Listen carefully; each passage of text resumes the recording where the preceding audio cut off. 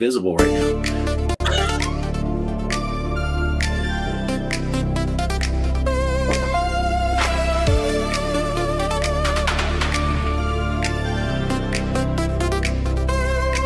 Remember blowing in the cartridge, the static on the screen. Atari, Coco, Intellivision, the greatest games we've seen. Nintendo power in our hands, a pixelated dream. Back to the days of high scores, the ultimate gaming team. Hanging out with Poe and Offgrid, yeah, the show's about to start. Talking pixels, flippers, and the tech that stole our heart. From the joystick to the headset, come on and play your part. Hanging out with Poe and Offgrid, a brand new world to chart.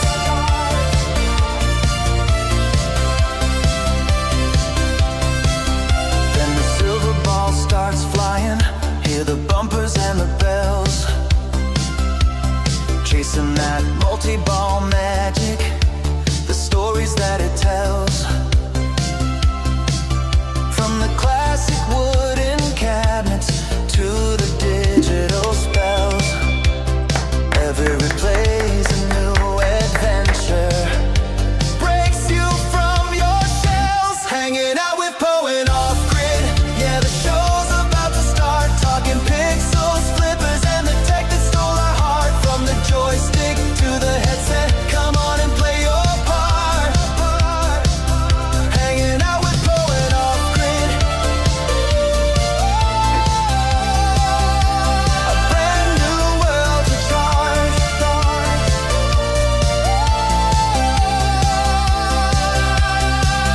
Now we're strapping on the goggles, worlds are virtual and bright.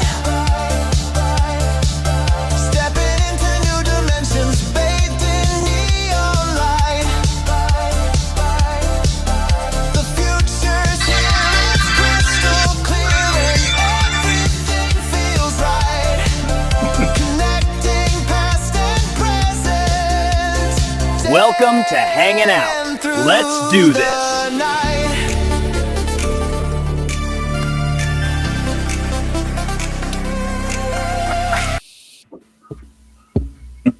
Is it switching? What's it doing? Switch. Hey. Hey. I Hey, really that need was this. awesome. I like that intro, man. That was pretty sick. Yeah, I just thought, if we're going to have guests on, we should have the guest on there twirling around and acting like an idiot like me and Bart on there. So Well, this phone's hanging out with Poe and Offgrid. Guess what I'm doing tonight? Yeah. we're happy to have you. Glad to be Yeah. here. Did you hear when I fired up my phone onto your channel, Poe, to see if the chat and everything was working? And my phone was like on full blast. I'm like, panicking. Yeah, so welcome aboard, Phil. Good to see you. This is the first time Phil and I have actually spoken, other than before the show started. We've chatted, but we've never been on a show together where we got to speak. I think I was on your show. For some reason, I remember being on your show once, but maybe not. Yeah, on the show, you and I think Mike came on, Mike's Gaming Gala, one time. Was I there? Maybe That I when don't you guys remember. kicked me off. Maybe. Yeah, Maybe. maybe. Was a while It might ago. have been that you were going to be gone and you sent them a link or something. I can't remember now. Yeah, I can't remember. Yeah. Well, Well, regardless, either way. I'm glad to be here. yeah. Nice fun tonight. Yeah. Just three old men that can't remember anything. Right. It's There you gonna be go. hard to beat last week's show, though. Last week, the chat was on fire, and with the theme, there was a theme going on. I can't remember who started that, but they threw down the gauntlet, and it was pretty good. It was awesome. Yeah. Had a good time.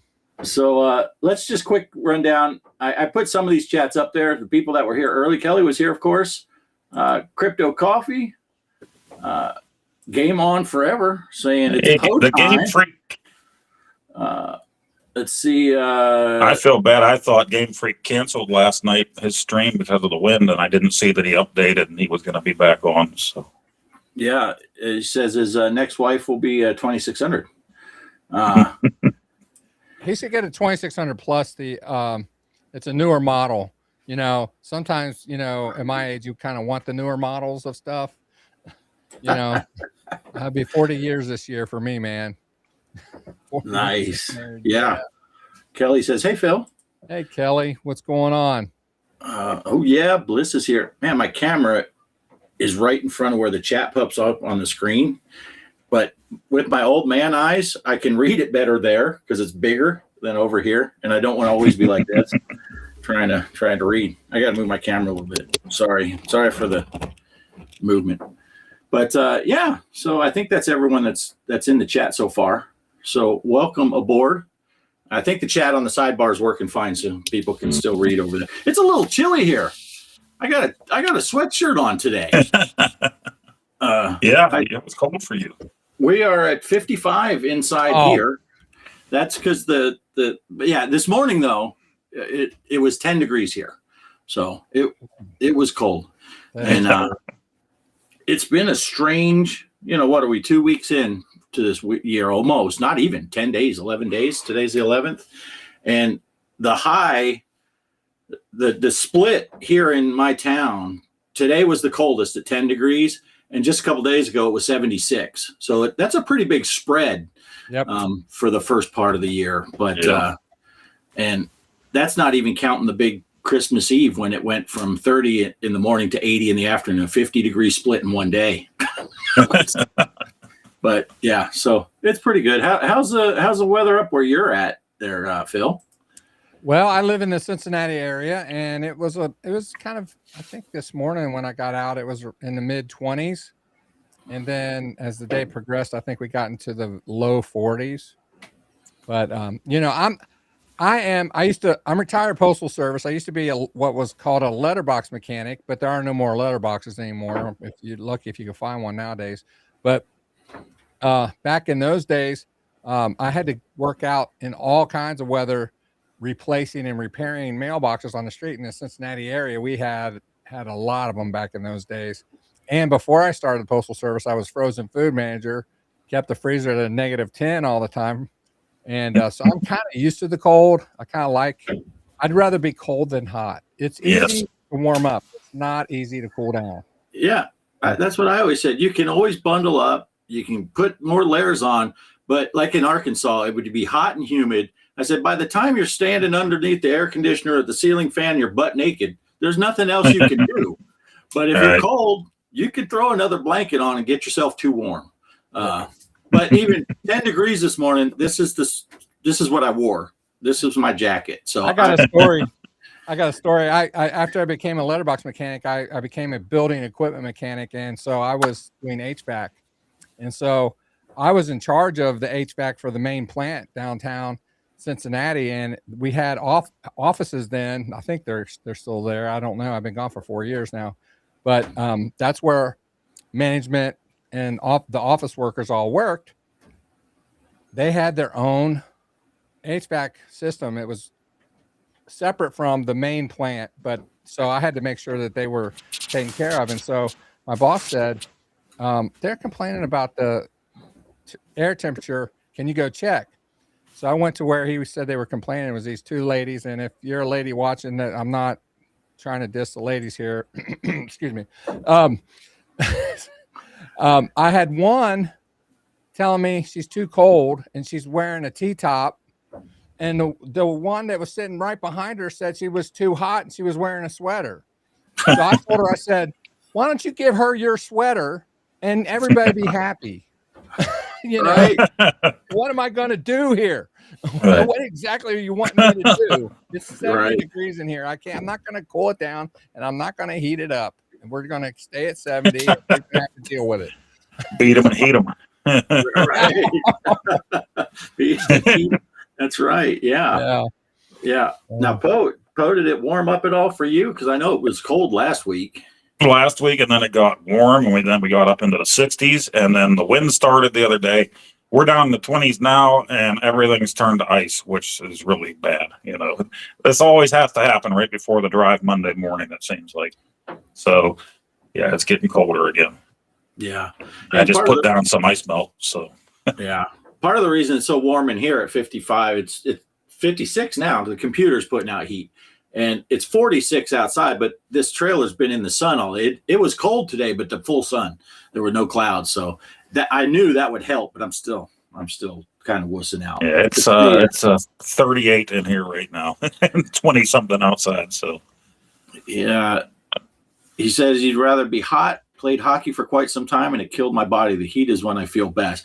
See, when I was a kid, I grew up in Phoenix, and then I lived in northern Arizona, and I used to say that all the time. Give me summertime, I'm not. But as I got older, I don't like it hot. I'm just miserable when it's hot. So, but yeah, I pulled this down without reading it. But Bliss is honestly one of the nicest guys to meet. He met at Torg a few years back. Always awesome meeting a fellow content creator in person. You know what? I appreciate that. Anytime I meet somebody at these things, it's an honor, especially if I know it's someone who's been, watching or somebody that I've been watching. So that's much appreciated. Guess who's on? Is that Mike? Yeah, I was going to say the chat just went downhill fast. Oh, Lord. The cast of Hanging Out just got a lot older. What did he say last week when Mike was here? It got better. The show got better or more classy because Mike was here. Now, and all you get, Phil, is that it got older. Right. Welcome to my world. That's on every YouTube video I've ever been on. Yeah, but it could. It's been older. Greg was on our show for a long time. I don't know if he's much older than me. I turned 60 last year. Yeah. And, if I'd been born 8 months earlier, I'd be a baby boomer. I'm a Gen Xer, but I'm an early Gen Xer. So I may not look 60, but I may look more than that now that I had Botox. Did I tell you that story? Yeah. I had Botox for my headaches, and I thought it would work. It didn't work, but it made me quizzical. Yeah. Wow. You look a little evil. So I got the smooth forehead, but still got the headache. So oh, that sucks. Yeah, Greg's got a few years on you. Does he? Yeah. I think if he was born a few years later, he'd have been a boomer. What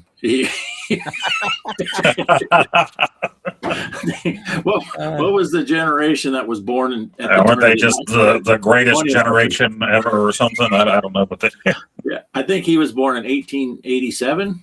Was it? No, he was in World War II. You know better than that. He was on in World War II. He did the Riveter Rosie, or the Riveter thing. That's what Greg was doing. He was Rosie. We pick on Greg more that he's not on the show.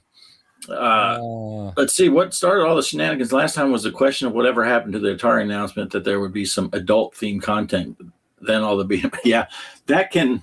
And once that beat 'em and eat 'em starts, sometimes it doesn't stop.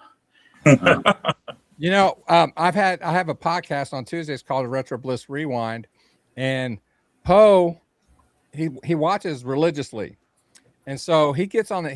He's very good in the chat, and he starts chatting. Well, when we first started doing Retro Bliss Rewind, I would show the comments, but I wasn't sharp enough up here to proofread before I put them up on the screen. And I can't remember what was some of the things I actually posted on my channel, because I try to keep my channel at a PG level. And as soon as I popped them up, it wasn't PG. so Mike says, for Mike's Gaming Gala, he says, Phil, I'm doing the chat from now on. Well, that's the beauty of doing the chat on our show. It doesn't matter. I'll put up every case in point. Yeah, I like peeing outside. It's easier to pee outside in the heat. No turtling from the cold. See, this is an educational program, so we can. Yeah, but let's say hello. A couple OG Hugo's here.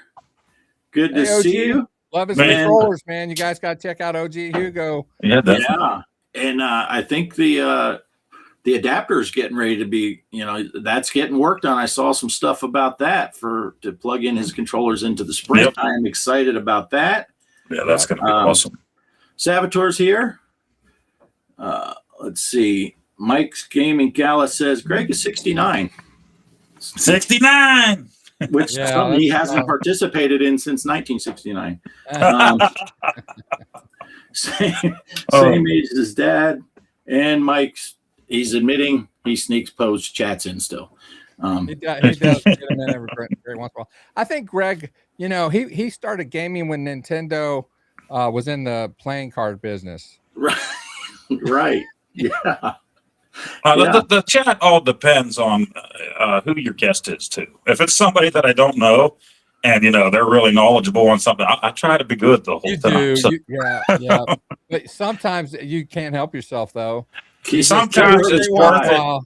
I know it's not going to be shown, but it's worth it to type it in, and then after the little delay, see Mike smiling real big because I know he just read the thing. So it's all worth it. I read them too a lot of the times, and I'll go. I'm just like, oh Lord, here we go. Mike, don't put that up. Please don't put that up. Yeah. That's fun. That's fun. Even watching the show, when I see what Poe says, it's like, oh, Mike's not going to put that one up because Phil will not allow that. Yeah. What do we got here? Well, Pierre's here. Pierre's here. What's up, Pierre? Hey, Pierre. And a chat.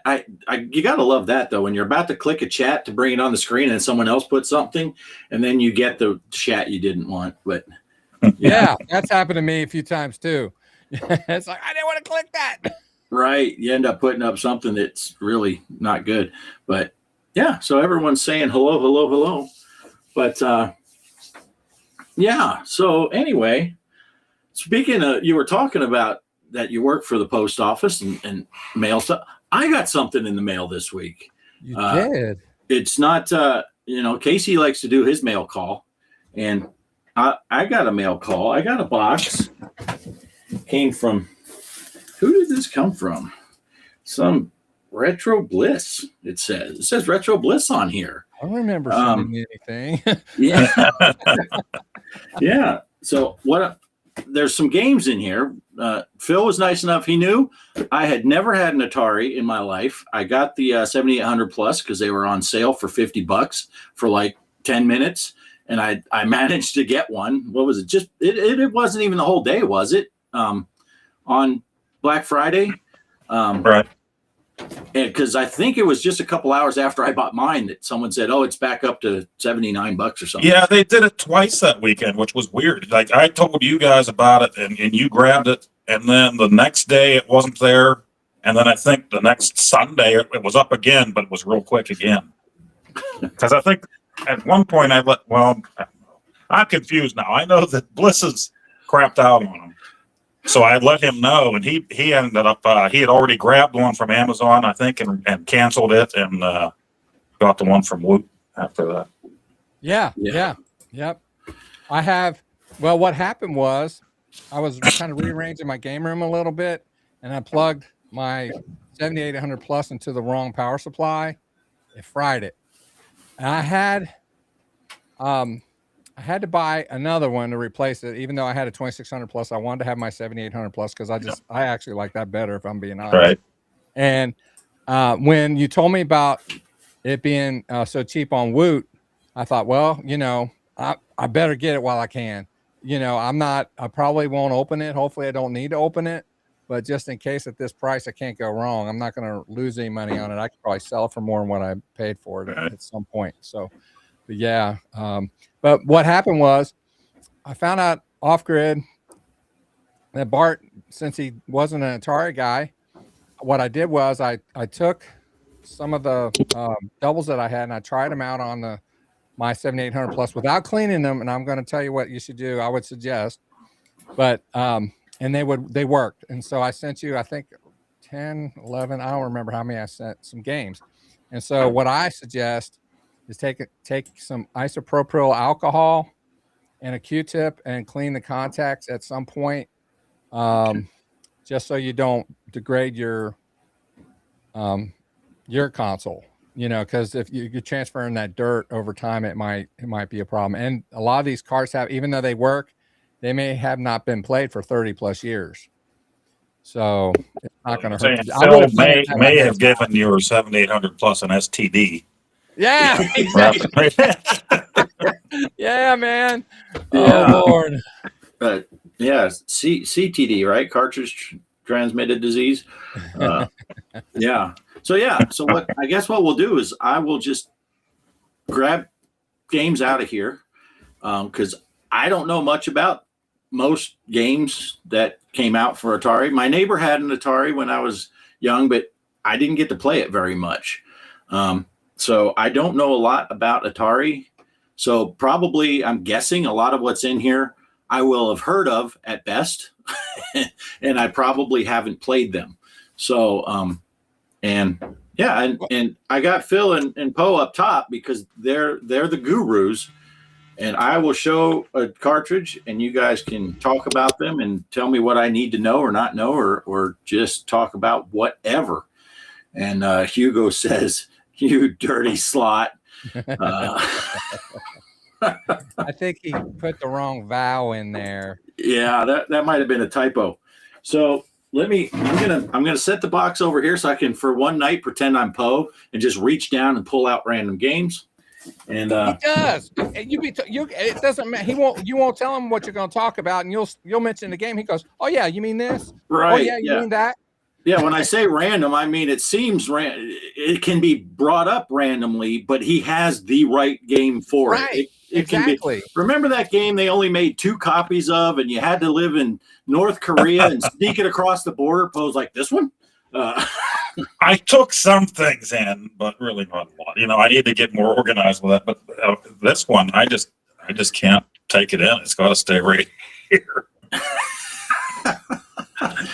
Okay, that's after show entertainment for Poe every week.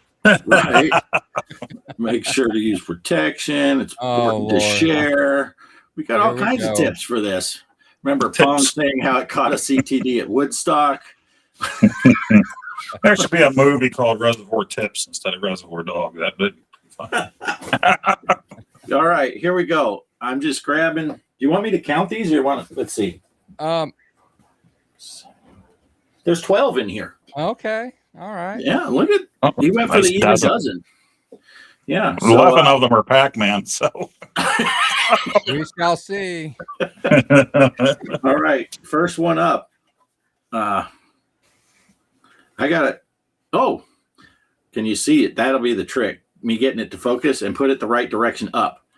Space Invaders. Oh. Old school Space Invader cartridge too. That's not one of the new ones. I was going to talk to you ahead of time about that, Bart, in case you got a Space Invaders. I wanted you to have a little trash can next to you just to piss off Mike's gaming yell and just drop it in there. The story about that game is that I was back in 1977 when the 2600 came out. I got one. Most of you guys who know me know the story. And I had, bought games here and there.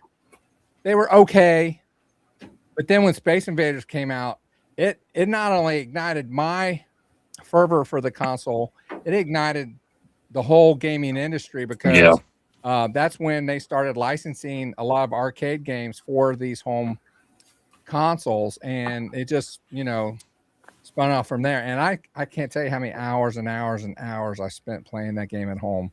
It was so good. I mean, it wasn't arcade perfect, but for me, I enjoyed it enough. I got the gameplay feel of it. And so, and there are a bunch of different options on there. If you play it on easy, your ship's small. If you put it on a difficulty A, your ship gets wide that you're shooting, it's called a cannon that you're shooting from. Then you have like modes where the shields are moving back and forth. The shots are moving back and forth, coming down at you. That you can shoot with guided missiles, I think, is one of them. There's just, I think, how many? It says, I think the box says like 112 different game variations. Yeah. See if it'll focus. It doesn't say on there. Look in the middle there. There's 2 lines. it'll tell you, like, I think. Oh, 1 to 16 is 1 player. 17 to 112 is 2 player. Is that what that's 112. meaning? Yeah. So that's the number of games. Yeah, it was definitely a game changer at the time. Everybody wanted that, and when that came out, what was it, Phil? 1980? Yeah, it was 80 or 81. I can't remember. It was around. Yeah, everybody. And I had friends that had Atari. I didn't have my Atari yet, but all of our friends had that. And even after we got our Atari, we didn't get Space Invaders till later. It was one of those things where one of my dad's buddies was getting rid of his kids' games or something, gave him a shoebox, and we had Space Invaders and Asteroids. I remember being in there, and football, Atari football with the television set football players running. Yeah, that was not a sports game. They Right. I give them Home the Run was in effort that 'cause batch too. there weren't really a lot of sports games on home consoles at the time. It wasn't great. The sounds were cool, but the gameplay was horrible. I'll have to keep this one in mind. Bliss has got good tips. Likes to play Space Invaders 2600 while standing on his head in a bowl of whipped cream.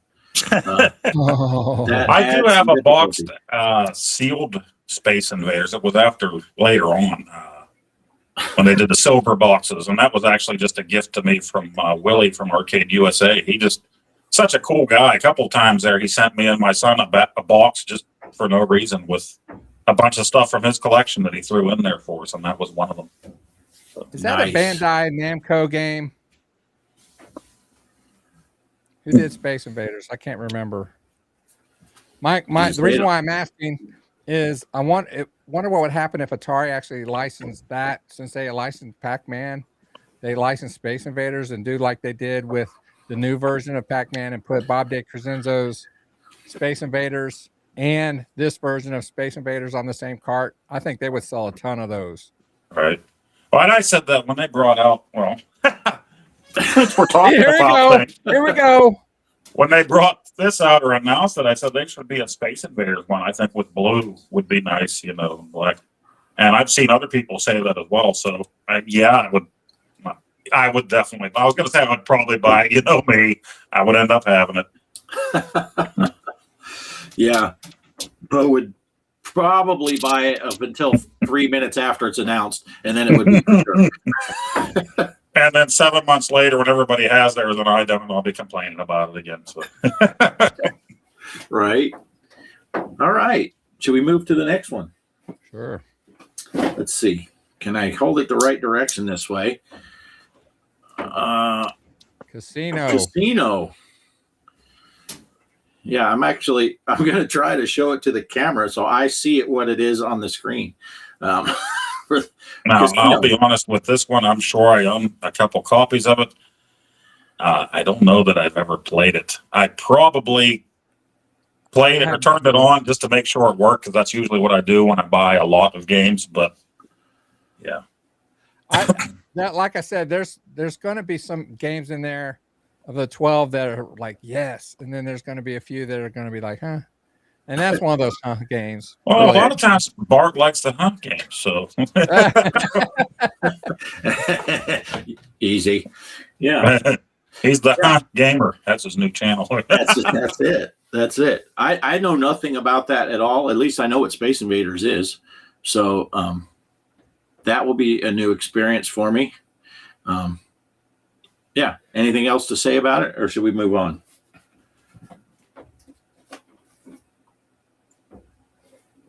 Well, Bliss looks a little froze up. Did Phil freeze? Oh no. Either that or he's just really happy right now. Yep. Oh no. Oh, here he comes. Let's get him back in here. It almost looked like the scene from Princess Bride, right? When the Sicilian's laughing. I rebooted it. Yeah, I thought I had everything good. I don't know why we got disconnected there. I'll check my internet speed up here. Anyway, I was in the middle of saying something, and then it was like, where'd y'all go? Oh, were you talking about Casino? I was just going to say that's one of those games that I really haven't played. But I will tell you, any game that you don't have instructions for, you can find either on Atari 8 or even Internet Archives. It's archives.net or something. I can't remember. But yeah. So not much of a game. I like to play card games, spades, euchre, that kind of thing. But I'm not really played a lot of like blackjack and house games like Vegas or something.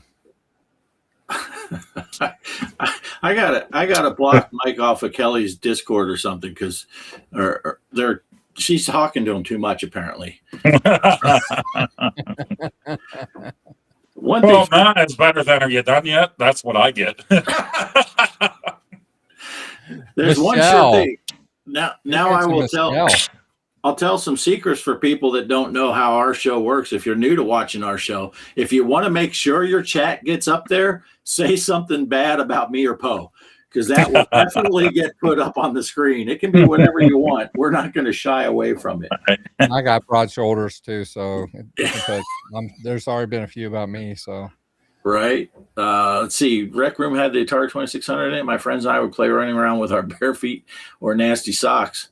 Boy, I almost misread that. And then lay down to play the Atari games on the dirty shag carpet. Nice. Shag carpet, man. I remember my grandmother had that.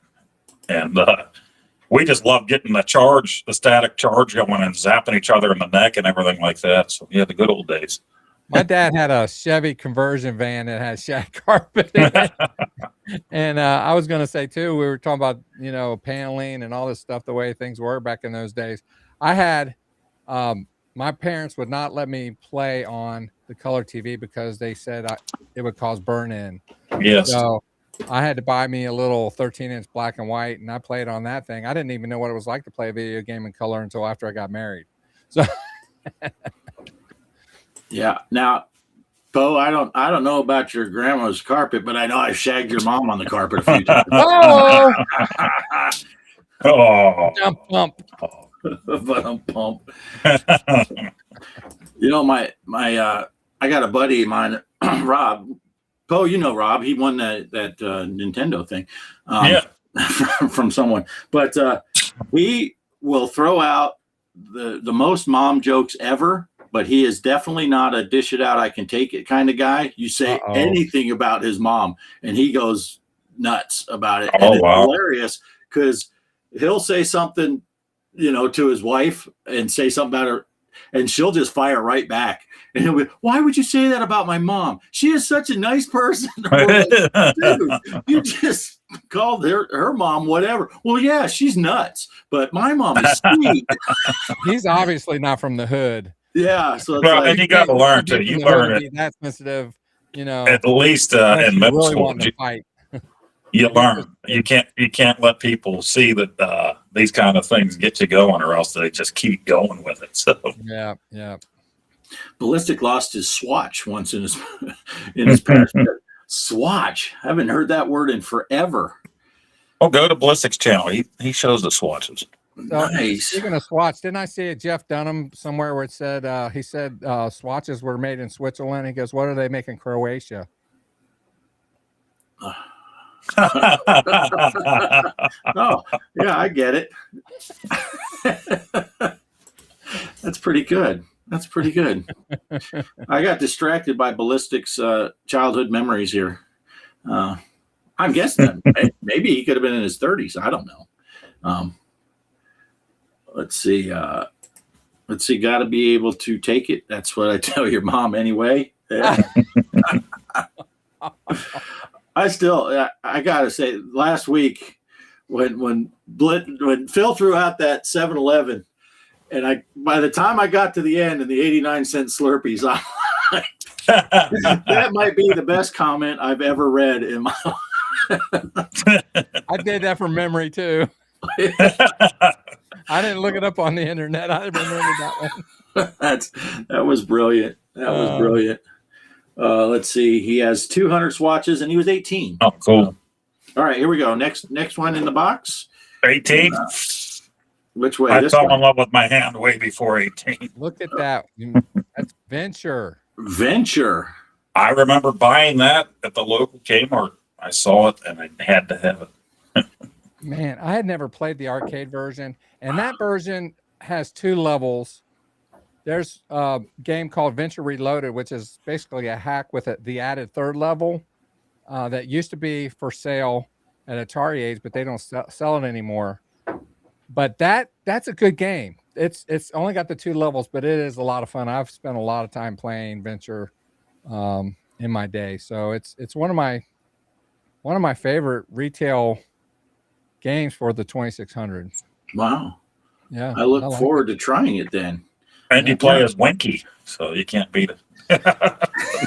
Winky. Well, you can beat a Winky, but might go blind in the process. Nice.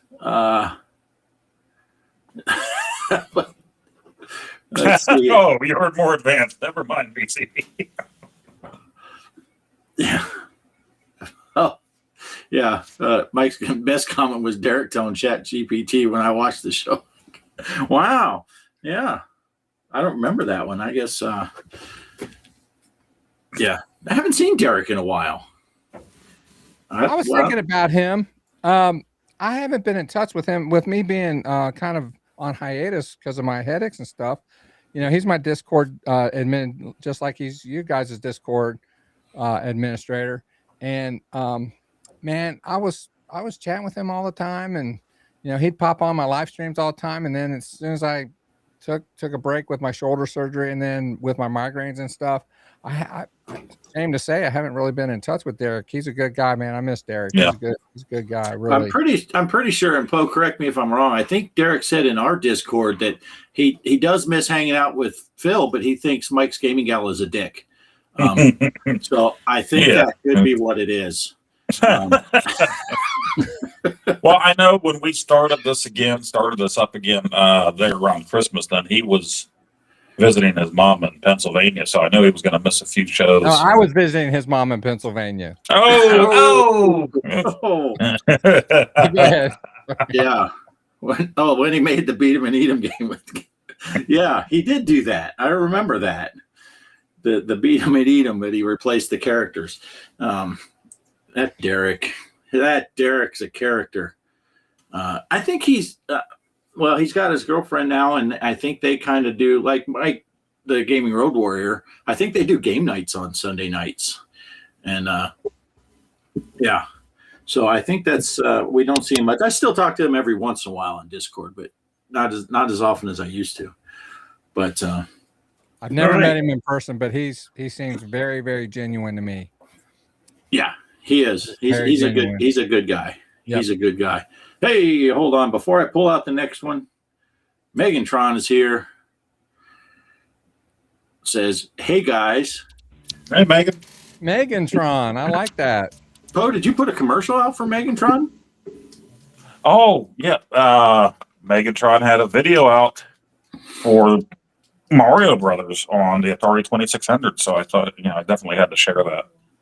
Yeah, I thought I saw that on there. I went and checked out. I'm a little behind because I didn't know who she was until last week when we were chatting a little bit in the chat on the show, and I went and checked out some of her Christmas videos last week. So that's cool. She's got some good stuff. So, oh Jesus, here we go. See, we got Mike started. Back to mom jokes. He's all excited. Ooh. We'll throw this one up and then we'll go to the next game. Your mom is so nasty. Last time I saw her, I called her Anne of the Gangrene Gables. Nice. That's nice. And, if he tried to say that in the hood, they'd be saying, say what? Enter it and splinter it.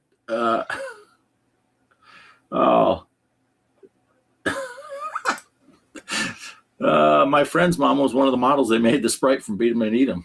All the devs know her, I guess. Wow. That's a story I don't know if I tell my friends. And Megantron says, thank you, Poe. Thank you, Poe. All right, here we go. Next one. This way. Uh-oh. There it is. This E.T. There are many who think that game was a good contributor to the video game crash of 1983. Now, that game was produced in mass numbers, for Christmas, that the year it was released, to all the kids.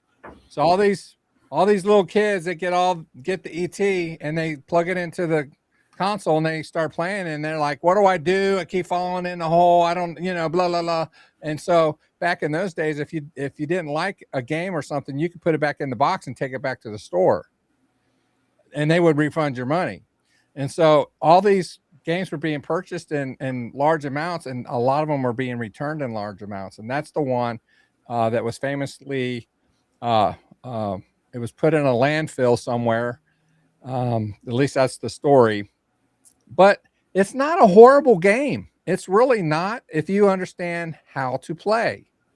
So that is definitely a game that if you decide to try it, you're going to want to read the instructions, because there are a series of things you need to do that you need to find. And you need to know what your objective is in that game. Yeah, if you know what you're doing, and definitely start out easy on it. Start out where you don't have the scientists coming after you and stuff, and work your way up. Yeah, I watched. Who was it? Someone played. Is there a port for Intellivision? Yeah. Or someone was playing it, and I can't remember who. I feel bad. I was watching it not that long ago, and I know the famous, the infamous stuff about this game and the landfill story I've heard and all that, but I'd never actually seen the game. And someone was playing it, and I watched, and it's like, yeah, that was a few years ago. You got to know. Yeah, I see what you're saying, because whoever I was watching, they were like, yeah, you got to know what you're doing. Otherwise, you're just going to run around and not know what you're doing. And right.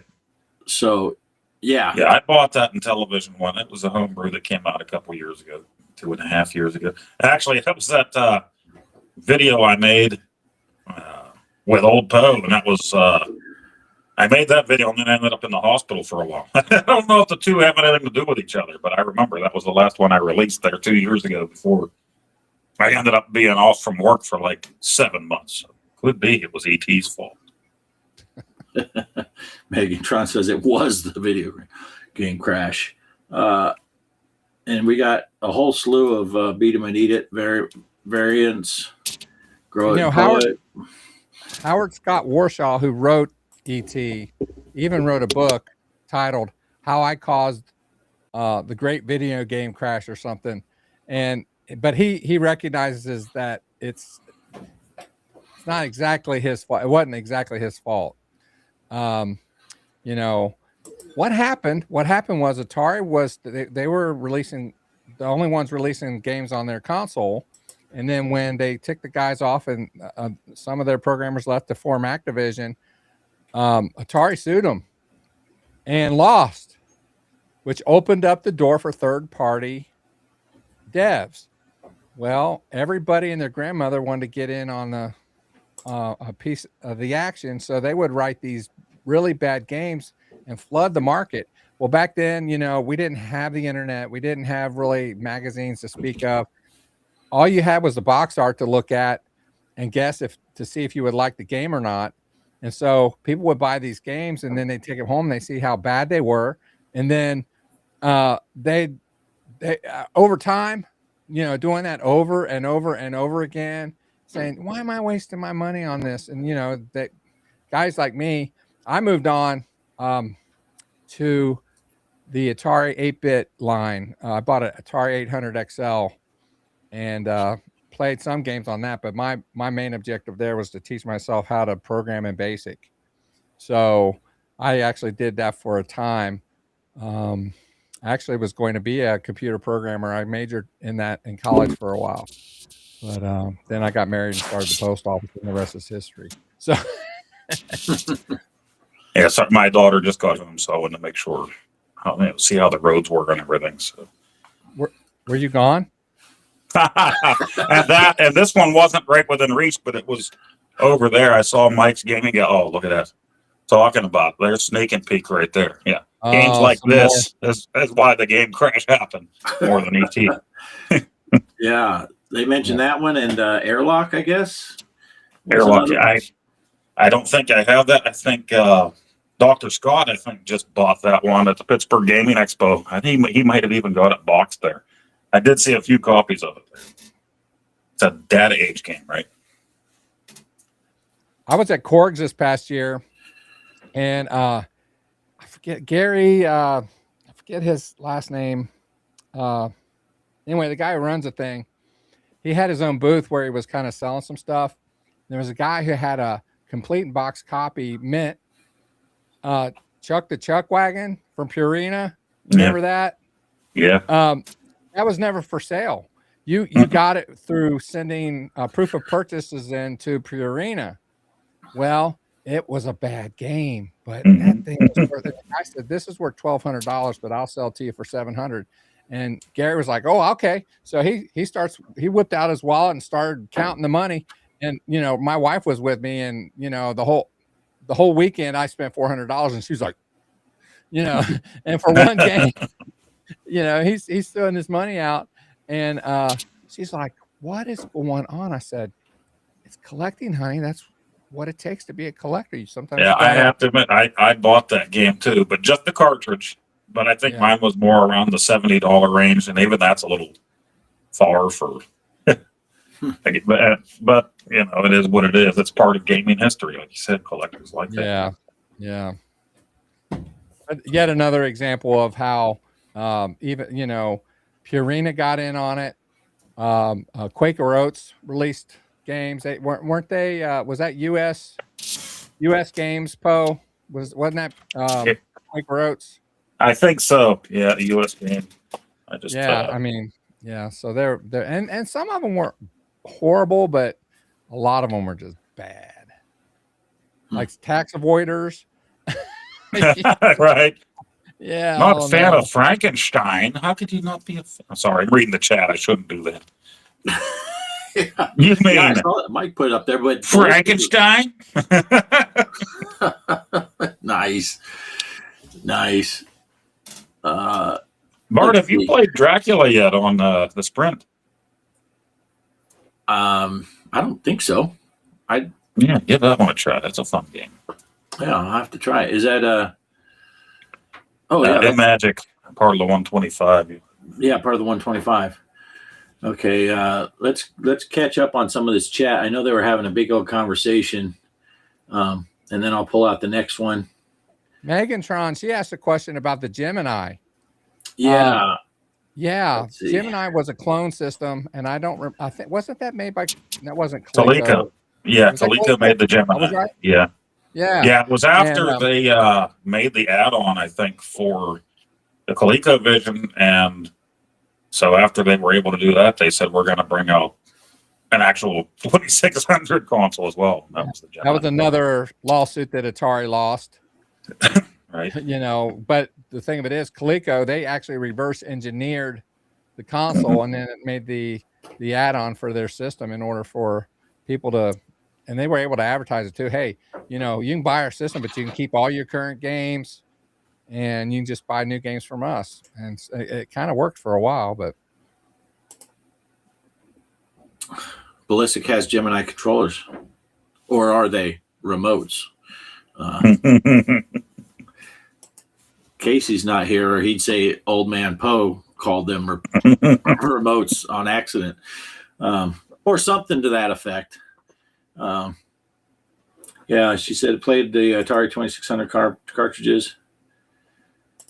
And let's see, Ballistic says he likes the design of the Sears Video Arcade too, but I hate the controllers it came with. That was our first 2600. And all right. Yeah, they were talking up there about a lot of stuff that has scrolled off the screen. And they were having their own discussion, so I think they all read it. All right, let's go to the next game here and see what we got. I pointed it at myself. This is Vanguard. Vanguard. That's a fun one. This is a game I'm familiar with. Never played it on Atari, but it's a shooter. Yeah. It's a shooter. I love that game, actually, Vanguard. Okay. The versions I've played. I've never played it on the 2600, so that will be interesting. I think that's a great game. And that has one of the most iconic Atari commercials from back in the day with Luther destroying the Gauntlet at the end, the big jock. Who destroys the Gone? He walks. You see his shadow coming. He comes in. They say, Luther destroys the Gone. Then he blows it up and then laughs like an idiot. Yeah. Look it up. You'll love the commercial. Yeah, let's see. They actually won the lawsuits against Coleco. A lot of folks mix up Activision Coleco suits. Yeah, I don't know. And the stuff that scrolled by apparently was just shit talking my mom. So that's all right. She doesn't watch the show, so it's okay. So, Mike, did they win the lawsuit on the Gemini and the add-on, or just one of the two? I think once they won with the add-on, that's when they said, "Screw it, we're bringing out a standalone as well." And that's when where they lost was the standalone. Because Mike's saying that I think they lost, but it was overturned, right? I can't remember. There's so many stories like that. Yeah, let's see. Megatron never played Vanguard. Try it out. If you're a 2600 Yeah, fan, that's it's a fun game. worth trying out. Is the Amador commercial with the gorilla and paint rollers? I remember that. Mike replicated that commercial in his Vanguard review. Yeah, I was going to say, Ballistic had asked Megatron if it was her first, the Gemini. She said, yeah, when they burned out the 2600 playing Donkey Kong. Donkey Kong is one of my favorite games of all time. A lot of people say they don't like it, but I played that a lot. Yeah, now I've never played it on the Atari, so I don't know how it is on the Atari 2600, but the arcade game cabinet, man, that's one of my favorite of all time. So, all right, let's see what's next. We're almost halfway done. This will be 6. Number 6 is Blurry and Upside Down. Shark Attack. Shark Attack. Oh, Shark! I'm not even sure if I have Shark Attack. I can't grab it here for you. Look, I got all kinds of games Poe don't have. You're not a real collector like me, Poe. Right. When you get a collection like mine, you'll have games like this. I don't know anything about this game. Let me tell you about where I got these games from. Mike knows the story, but my son lives in Jacksonville, and he works at a church down there. And there was a lady in the church that needed help moving, so he was helping her move, and they go up to the attic or whatnot, and she said, "Oh, look how I got all this stuff. What is all this?" And he goes, "Man, this is all like old video game stuff. My dad has a channel doing that stuff." She goes, "Oh, you want it? Here." She gave it to him, and he's not the kind of guy. He's a gamer, but he's playing Fortnite and Call of Duty and Medal of Honor and that kind of stuff. He's not into the pixelated goodness that is Atari. So he's just like, here, boxes of stuff, boxes. And I go back down last year for vacation. He said, "Oh, she found some more stuff." And I thought I was going to have to rent a trailer to drive home. Put some of the stuff back. So that's where some of those games came from. It was given to me. It didn't cost me anything. So I like, you know what? I'm gonna pass the love on to somebody who might get some enjoyment out of it. If nothing else, just to say they tried it. Nice. And here's a little tidbit. The Atari 400 controller works great on the Sprint. So he's talking about my mom. Oh no, that was Ballistic's talking about my mama. Where's that at? I think is it still on the screen or did it roll off? It's still on the screen. Oh, yeah, I see. Because they were talking. Here's probably as a, and then this is the follow up. Megan, I'm gonna be real nice only because it's BCB. If you were Mike, we would have to change the whole format of the show.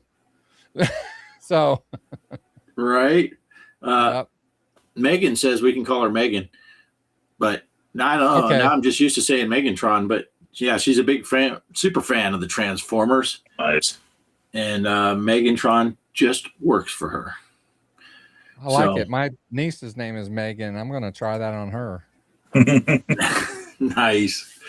Excellent. Let's see. Mike's Gaming Gala did say Shark Attack is solid. So, yeah, I don't know anything about it. So that'll be my first, when I pop it in there, that will be my first experience with it. So, all right. So we're halfway done. Tune in next week for the second group. Let's go ahead and I'll pull another one out. Well, go ahead. Did you have something you want to say first? Ballistic for a minute. Okay. Ballistic says he's sure that my wife is an exceptional angel, and she is. She has to be, and that my mom is probably a saint. Yep. Putting up with me. Yeah. Probably. Okay, here we go. Air Sea Battle. Oh yeah.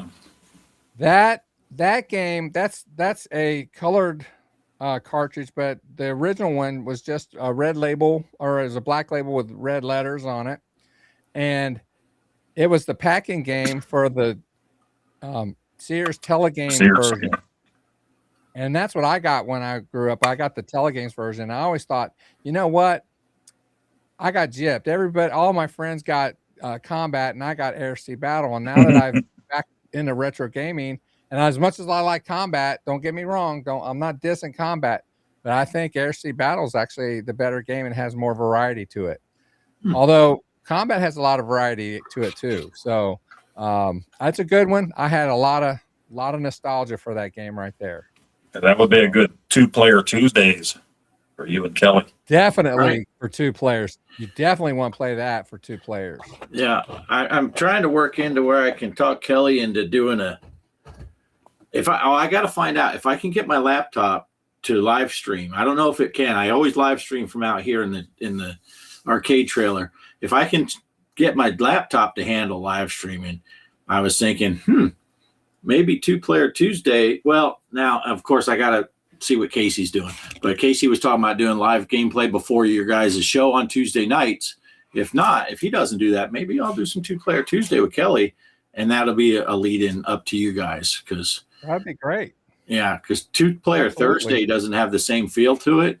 But doesn't have that ring. Doesn't have that ring. Yeah. But yeah, let's see. Which freshly released criminals are we having next week? I don't know. Will you be released from jail by then? Maybe we'll have you on. I'll have you know I got out early and I have taken my medication. Yeah. Let's see. Last time I was at a convention, didn't have a booth. I made my own mobile booth, and it was called Joystick in a Box. He was asked to leave. Yeah, I can. Yeah. Let's see. Sears gave him a free game with the Video Arcade 2. Jet chose Steeplechase. I was so bummed. I wanted Asteroids. I played that for 3 months. Asteroids is an amazing game. Such a good game. And Ballistic asking the questions everyone wants to know about the Joystick in a Box. Hope it came with moist towelette and a spit bucket. Let's see. Steeplechase for a kid is fun for about 5 minutes. A fun fact, Steeplechase was a Sears exclusive. It was never released in retail stores at all. That was one of the few games that Sears had, and yeah, it gets boring quick. But if you're playing somebody, even if you don't know how you did, if you beat somebody, you're like, yeah, I beat you. But other than that, I agree. It's all right. There's people who love it, and I'm not disrespecting that, but yeah. All right. Oh, Chaos popped in. Hey, Chaos, how's it going? Chaos. Yeah. Let's see. Okay, here we go. Next one from the box is Blurry. Towering Inferno. Oh, yeah, that's a fun one. That's one of those games from Quaker Oats. Really? That's not it. No, it's not. I'm wrong. Is that say U.S. Games? Yeah, it was. Quaker Yeah, Oaks, U.S. yeah. Games. All right. I was trying to get the end thing there, and then it always switches to My Ugly Mug. But yeah, so what's the gist of this one? I have not played that one a lot, but you basically have to rescue people. Am I right, Poe? Is that how it works? It's a tower, and then there's an inferno. Oh, and put the fire out. I said put the water out. Yeah, put the fire out. There's a tower and an inferno. They should put that on the cover somewhere. That's how I used to do my book reports in school too. Let's see what we got here. There's some more steeplechase. Chaos is finally chilling. Here's a tower inferno. Never had it as a kid, but I like it much better than Firefighter. Great game, says Mike. Yeah, cool. I am looking forward to it. Oh, I'm looking forward to all these. Although I guess I have to study up before I try ET. So definitely you're gonna read one. You're gonna, for your sake, do it. Read the instructions. Towering Inferno is the title, the name of Mike's Gaming Gala's autobiography. Nice. All right. Oh, here we go. Here we go. Ballistics capping on Mike. Yeah, it's might have come back and forth cap session here. Right. All right, here we go. So number 9. Oh, Frostbite. What? Frostbite, man. Mike's gonna go crazy right now. No, he accidentally sent you that one. You gotta send that one back. That reaction, he was like, whoops. So that one I actually probably could have sold for something, but I didn't care. I didn't pay anything for it. That is fun. That's I'm not great at it because I need to practice more and probably read the instructions more on that. Mike, the few times I've played that on the channel, Mike's on there, I frustrate the heck out of him because I'm playing it all wrong, and he's a Frostbite expert. He gets all bent out of shape. No, and he'll start putting all caps. You're doing it wrong. You got to do that. Oh, see, all caps. He did it again. He's on the screen, all caps. See what I mean? Yeah. So, well, I got distracted a little bit because Megan puts in here ET is difficult, and then she corrected it. I was like, yeah, throw that out there, and then she corrected it. It was just a typo. Yeah, and yeah, here it is, all caps. Frostbite is awesome. Yeah. So what's the gist of it? What's the goal in this thing? So I don't know what your character's name is. You start on the frozen shore in the Arctic, and your job is to build an igloo before the time runs out or before you get hit by various things like birds and that kind of stuff. And so and then if you advance, then on the shore is a polar bear sometimes, so you have to avoid, if you try to go back to the shore, because you have to go out onto the ice on the water to collect your ice cubes, and then you have to go back to the shore to build your igloo, and then go back forth, but then the bears come out, and then you're like, oh, I got to avoid the bears and build the igloo at the same time. So think Frozen Frogger. It's like a reverse Frogger almost, because you're like reverse cowgirl. Yeah, actually, when I was looking at the little screenshot on there, I was thinking, is it Froggerish? But I can't tell exactly. But cool. Well, it's got a lot of people saying in the chat that it's a good game, so I am looking forward to it. Do, for those of you who don't know, Mike, who's in the chat right now for Mike's Gaming Gala, he does a lot of mini reviews for Atari retail games, and I'm sure he's done Frostbite. I can't remember. I'm pretty sure he has, though. So any one of these games, your first inclination might be to check out it's just a short. It's like a mini review. It's less than a couple minutes, even if that. But he talks about the game, what the object of the game is, and how to succeed at the game. So that's a good source if you want to find out and watch somebody play without spending a lot of time. And if you need help finding Mike's Gaming Gala's channel, there's a link in the description below to his channel, as well as Phil's channel, and every one of my videos and all of our live streams. We have a group of channels that are on there, and Mike's Gaming Gala is on there, and and so is Phil, and so if you want it, I have done that with Mike's Gaming Gala with some of the games that I'm seeing for the Sprint. I'll find stuff that he's done, but as soon as I got the Atari, I was going just kind of binge watching Mike's shorts on these different games, and so very informative. I like when he says "min-e review" more than "me review," but that's just me. Right? Yeah. So it's good stuff. It's good stuff. Check it out. Subscribe to the channel. So he's done all of these, and that's just not the title of his porn career. Well, when he's doing the mini review, I thought he was trying to sing a song, but he's epileptic. But I wasn't sure what was going on, but yeah. So. Nice. All right, here we go. Next on the list is there it is. There's a game people are familiar with. Now, let me give you a hint. Remember what I'm about to tell you, Bart. Okay. Okay. Did you play this in the arcade? Yeah. Did you play Asteroids in the arcade? Yes. Yeah. Okay. To get about the closest experience to the arcade, go to option 12. Now, option 12 is what's called shields. You have hyperspace where if you pull back on the joystick, you disappear and then you reappear. But the sprites are so big. I played this the other day on the channel, and somebody likened it unto the self-destruct mode.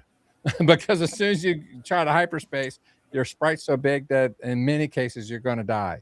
But if you have a shield, if you pull back, you have like 2 seconds, 3 seconds of shield, and if you have to let go. If you don't let go soon enough, then you'll explode there too. But the asteroids will go through you while your shield is up.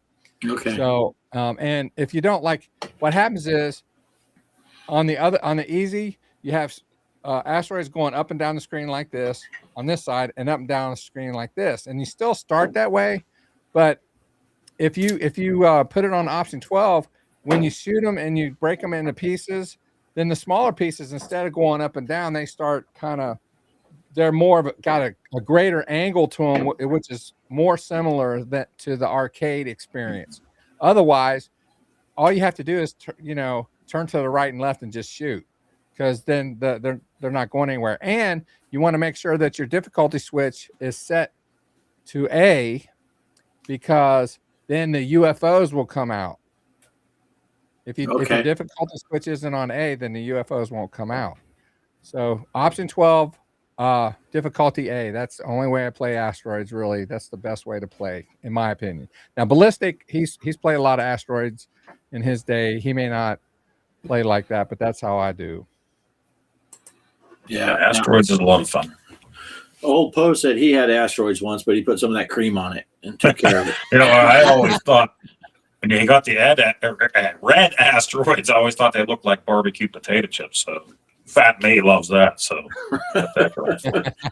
yeah. I'm very familiar. Matter of fact, when I was growing up in Phoenix, down at the 7-Eleven, besides the Slurpees, they had a Space Invaders cabinet there. And then when they took that cabinet out, they brought in an Asteroids machine. And that was the only place that had video games. I say video games, but they only ever had one at a time. That was within walking distance of my house when I was a kid. Let's see. Well, Ballistic says, again, Poe's mom gets dragged into stuff for no apparent reason. My mom is a saint. Come out of your mama each night. Mike's Gaming Gala is wearing Ballistic Coffee Boy's mom right now. Oh, here we go. Here we go. It scrolled up. Let's see. Megan says she played a lot of Asteroids back in the day, both arcade and Atari. Timeless. And I think that Bliss got a special BD Retromods controller for that, didn't you? But Bliss, maybe I'm wrong. Oh, I forgot about that. Yeah. Asteroids, like I said, I'm old. When the American version of Asteroids, the early ones, there were no joysticks. It was all buttons.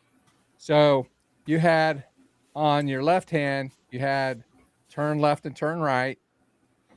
And then in the middle, you had thrust, move forward. And then on the right side, you had fire and hyperspace. And so it was all button based. And so Brian, our buddy at BD Retro Mods, shameless plug on another channel, by the way, made me this controller, and he actually sells this if people want to buy it, and it's all button based, and it's laid out the exact same way. It's a little bit smaller scale than the arcade cabinet. It's not as wide as the cabinet, but the button configuration is the same, and it's a great controller for games like that. But it's also for like Space Invaders and stuff, and it works on the Plus units. So if you want to play Asteroids Deluxe or some of those other games like that, it's a really good controller for that as well. Well, I found the Asteroids cartridge, but where's that controller? It's not in there. I didn't put it in there. Oh, dang! Man. I know you meant to. I know I did. It's the thought that counts. It's in the mail. Yeah. Mike's game. See, anyone's fair game. He has the BD Retro Mods Deluxe controller, same controller as the other one, but Brian's mom delivers it naked. Oh, Lord. Here we go. Yeah, with all these. What's in the box? What's in the box? With all these shameless plugs, we might have a power outage. Might all be plugging into Ballistic's mom. I don't know what's going on. Jeez. You guys. Got to throw one in every once in a while. Here we go. Next on the list is Combat. We talked about that. You got to have that. And I realized earlier, it's not to detract from when you were asking me if I played Asteroids, I realized I had the box cover and I was nodding when I was you're like, have you played Asteroids? I'm nodding with my head hidden behind them. Yeah, we couldn't see you respond. Yeah, but Combat is a 2-player game for sure. You're going to want to have Kelly play with you on that. Yeah. So, and then you'll have a ton of fun. Variations. If you look on the front, it tells you have tanks and you have biplanes and you have regular airplanes, and I forget what all the other options there are, but I think there's like 20. I want to say 27 games, but I don't 27. know for sure. You're right. Tank. It says 1 through 5 are tank, 6 through 9 are tank pong, 10 through 14 is invisible tank. 15 to 20 is biplane, and 21 to 27 is jet fighter. Yeah. There's a lot of variation with that game, and that was the packing game for the original 2600, actually called VCS at that time. And it's a classic. People love that game, and it's a great 2-player game. It is awesome for 2 players. Yeah, getting our Atari that year with 4 of us kids there, that was a great thing to have Combat there. So yeah. Hey, Poe, that was a good time, a good call to talk all the crap about Casey in the first hour. Because he didn't hear that. He's here now. So it should be safe. But that was rough. Oh, wait. I almost had to get off of here after all that. I couldn't deal with that. He's going to catch up tomorrow. So, sorry, Casey.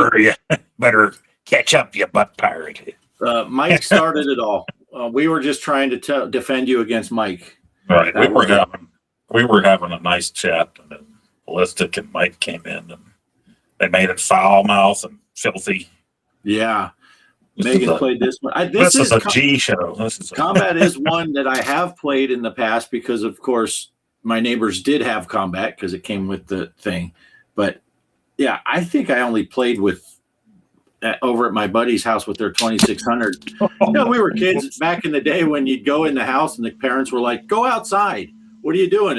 And we'd be like, we're in Phoenix. It's 187 degrees and my shoes just melted. But so I think that was the problem. They didn't like us kids hanging out in the house. They wanted us to go out and play. And so I just didn't get to play it much. So let's see. Chaos said,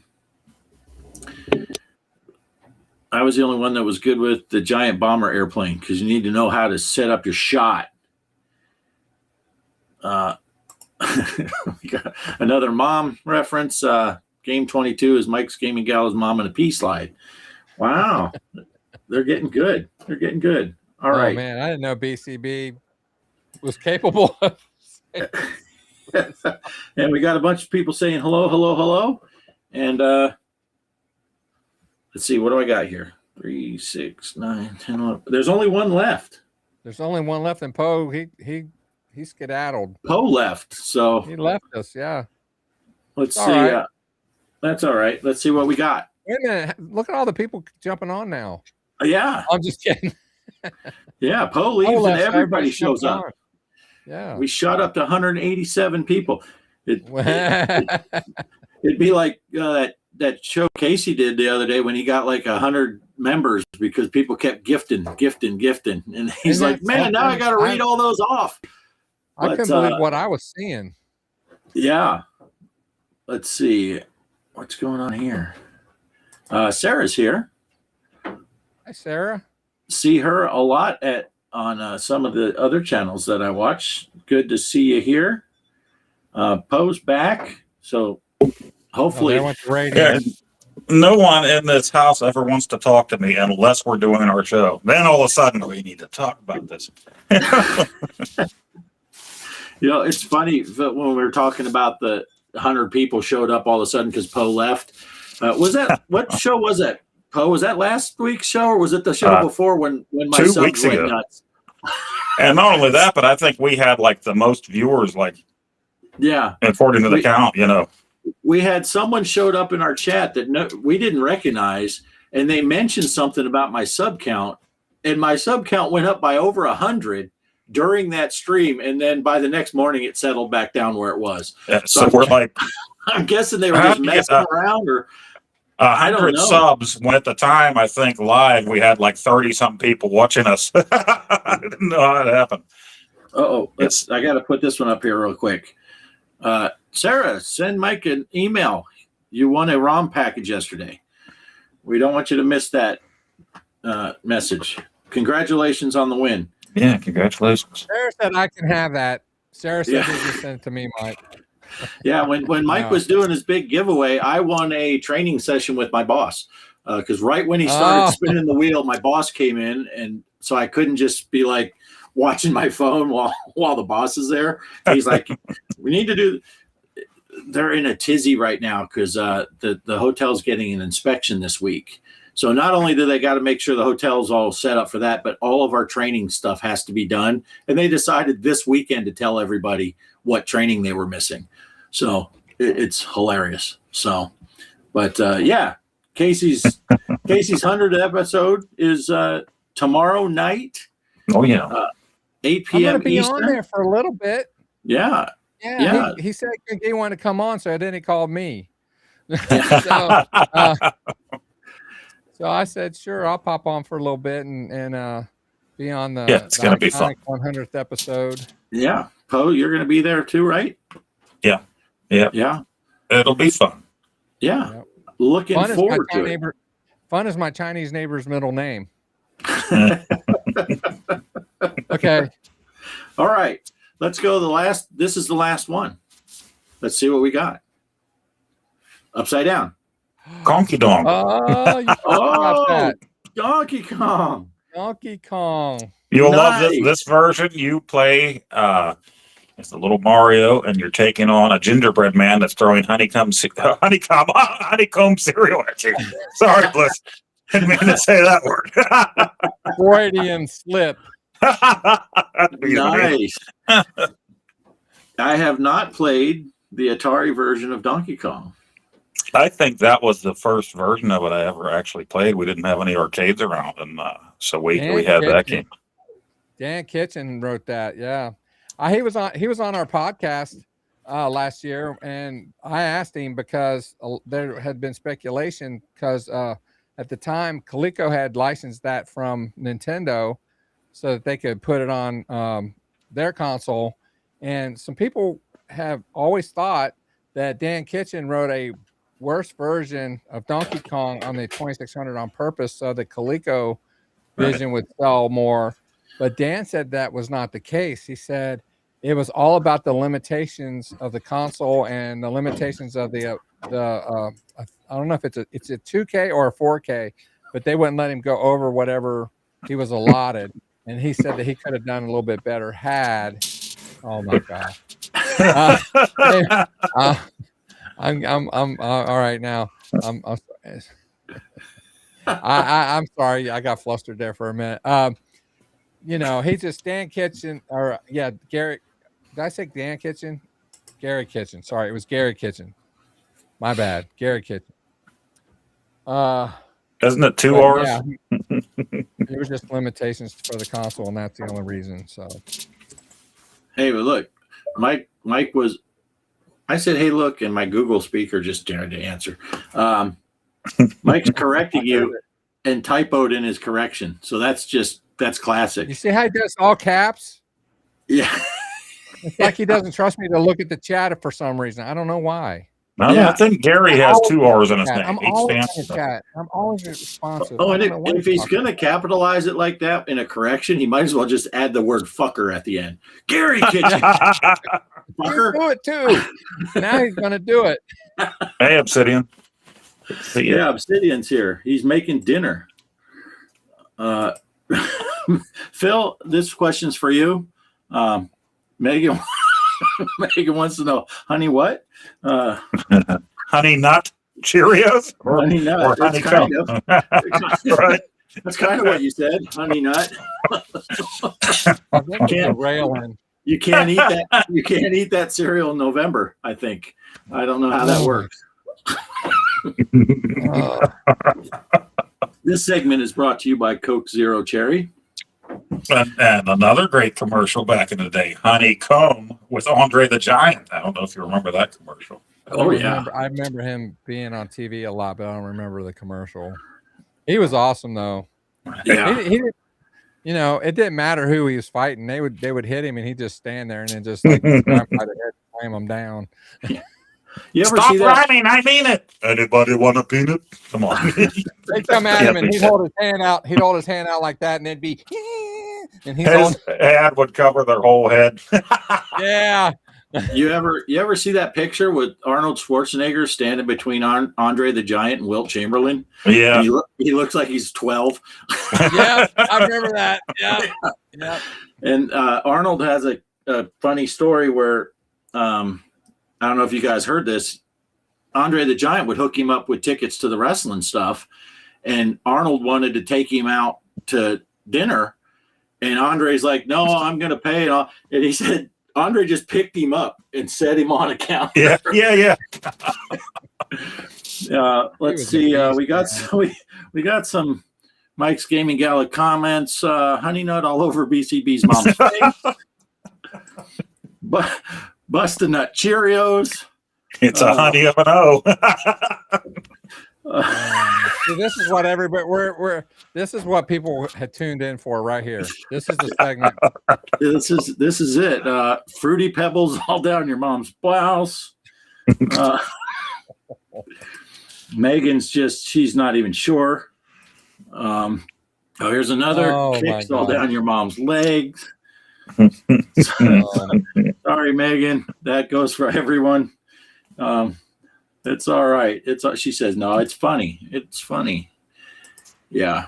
We are known for our PG chat at this channel. Long gone are the days of chivalry and being a gentleman. They're not. If you want that, you come to the wrong place. Yeah. PG on our channel means pretty graphic. Yeah. Long Don. Yeah. Oh, my Casey's getting in on it. Wait a second. What's this? Oh, he's just Ballistic's mom sure is busy, according to Mike. He's Mike- getting in on it, but not really. He's still blaming Mike in this Yeah. whole thing. So. Well, Mike, in his defense, Mike does throw her the most business. Oh, She has Mike's credit card right in their Rolodex. He just I try to be. I'm friends with BCB on Facebook, so I've actually seen pictures of his family. So I just try to stay out of it. They're very nice people. So. it's like when you go on Jerry Springer for the final thought segment and end up with an hour of baby mama battles.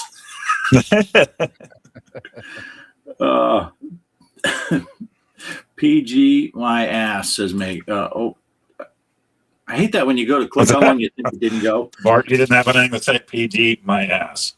PG my I'm gonna ass. put an E in between there. Oh, yeah. Peg my ass. I thought, isn't that what Al Bundy would say to his wife? Peg my ass. Peg Yeah. Bundy.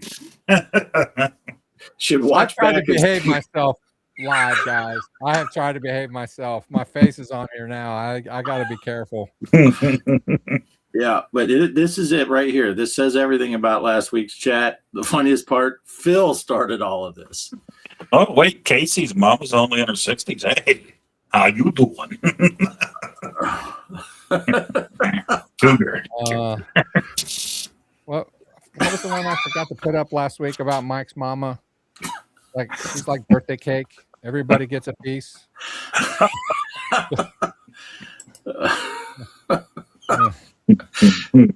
Wait, Mike's mother has a milk mustache. Wait, that's not milk. That's the body good. Oh, man. this is classic. Michelle has a mustache. It's probably from you, Casey. Oh Lord. Dirty Sanchez. That's so funny because the Gaming Road Warrior said Dirty Sanchez when we were playing golf on my live stream. And he came back later and apologized to us because he didn't know what that meant. And he looked it up because we were laughing so much about it. He's like, I'm sorry I said that. That's a true story. Yeah, I was laughing half at that he said it, but just that he said it, you know. It's Right. Kinda like last week when Phil threw out the 7-Eleven joke. It was funny, but it was even funnier because it came from Phil. And when Mike said that, Dirty Sanchez, it was like, wow, Mike's just throwing. And then later on, he's like, dude, I looked that up. Sorry, I didn't mean to say that. Oh, that's hilarious. Oh, geez, they're still going. See, I get worried when Mike's chat get longer. That explains why I was able to get your mom's ankles over my shoulder, Casey. She's still flexible. Oh. Yes, we are off. We've been off the rails for about 10 minutes now. Megan's friend is looking at her like, why are you laughing so hard? Oh. Casey, as long as he's not the one with the mustache. Oh, this one might be gonna count Chocula. Oh, Oh, wow. my goodness. Nothing about Booberry. Wow, this is taking a turn. So anyway, back to the Atari collect. Thanks, Phil. First and foremost, thank you for hooking me up. That is awesome. If you That get is amazing. 5 minutes of enjoyment out of all that, it'll been worth everything just to send it to you. Because I was blessed to get what I got, and I'm like, you know what? I'm not what because you can ask Poe if you get on Marketplace or whatever, you look at game lots for 2,600. You can get these games dirt cheap anyway. And my wife, she's like, you need to box that up and sell it, make some money. I'm like, I'm not gonna make a whole lot of money on these, but if it can give somebody some enjoyment and some fun, to me, that's payment enough. So have some fun with that. Let me know how you like them. Yeah. Let me know how you don't like them. Everybody's got their opinions on, and there were a couple turds in there, but for the most part, there's some entertainment in that. Yeah. In that box. So yeah, just Well, like I said though, I would definitely consider cleaning the contacts before you start using them on regular but I did test them all. So yeah, and I'm glad. One thing I'm glad of is Kelly and I went on a trek all over El Paso a couple weeks ago, or last week. Was it last week? The week before? I don't know. I had a doctor's appointment early in the morning. Then we drove all over El Paso looking for anyone that had 2600 cartridges. And the second to last place we went said, if you're looking for 2600 cartridges, you're going to have to go to this guy. If anyone has them, it's this dude. So we drove over there after lunch, and it was right next to the VA clinic where I started my day. Right next to it. But it was down the road about a mile. But we were all the way on the other side of town, went back over there, and I picked up Keystone Capers and what's the fishing one? Poe? Fishing Derby. Fishing Derby. Both Activision games and both great games. Great games. And I was like, I'm just going to risk it that these are not going to be in that box because I knew you were sending me a handful. I didn't know exactly how many, but I'm like, this guy had them, and I picked them. I played Keystone Capers and on my Raspberry Pi. So I was like, man, this game is a lot of fun. And that guy, when I bought them at that store, he cleaned the contacts. And then I told Poe, I'm like, man, I'm having trouble. The Fishing Derby wouldn't work at all. And he's like, re-clean them. so I cleaned them again, and now they're working great. So that guy did not do a really good job cleaning them, I guess.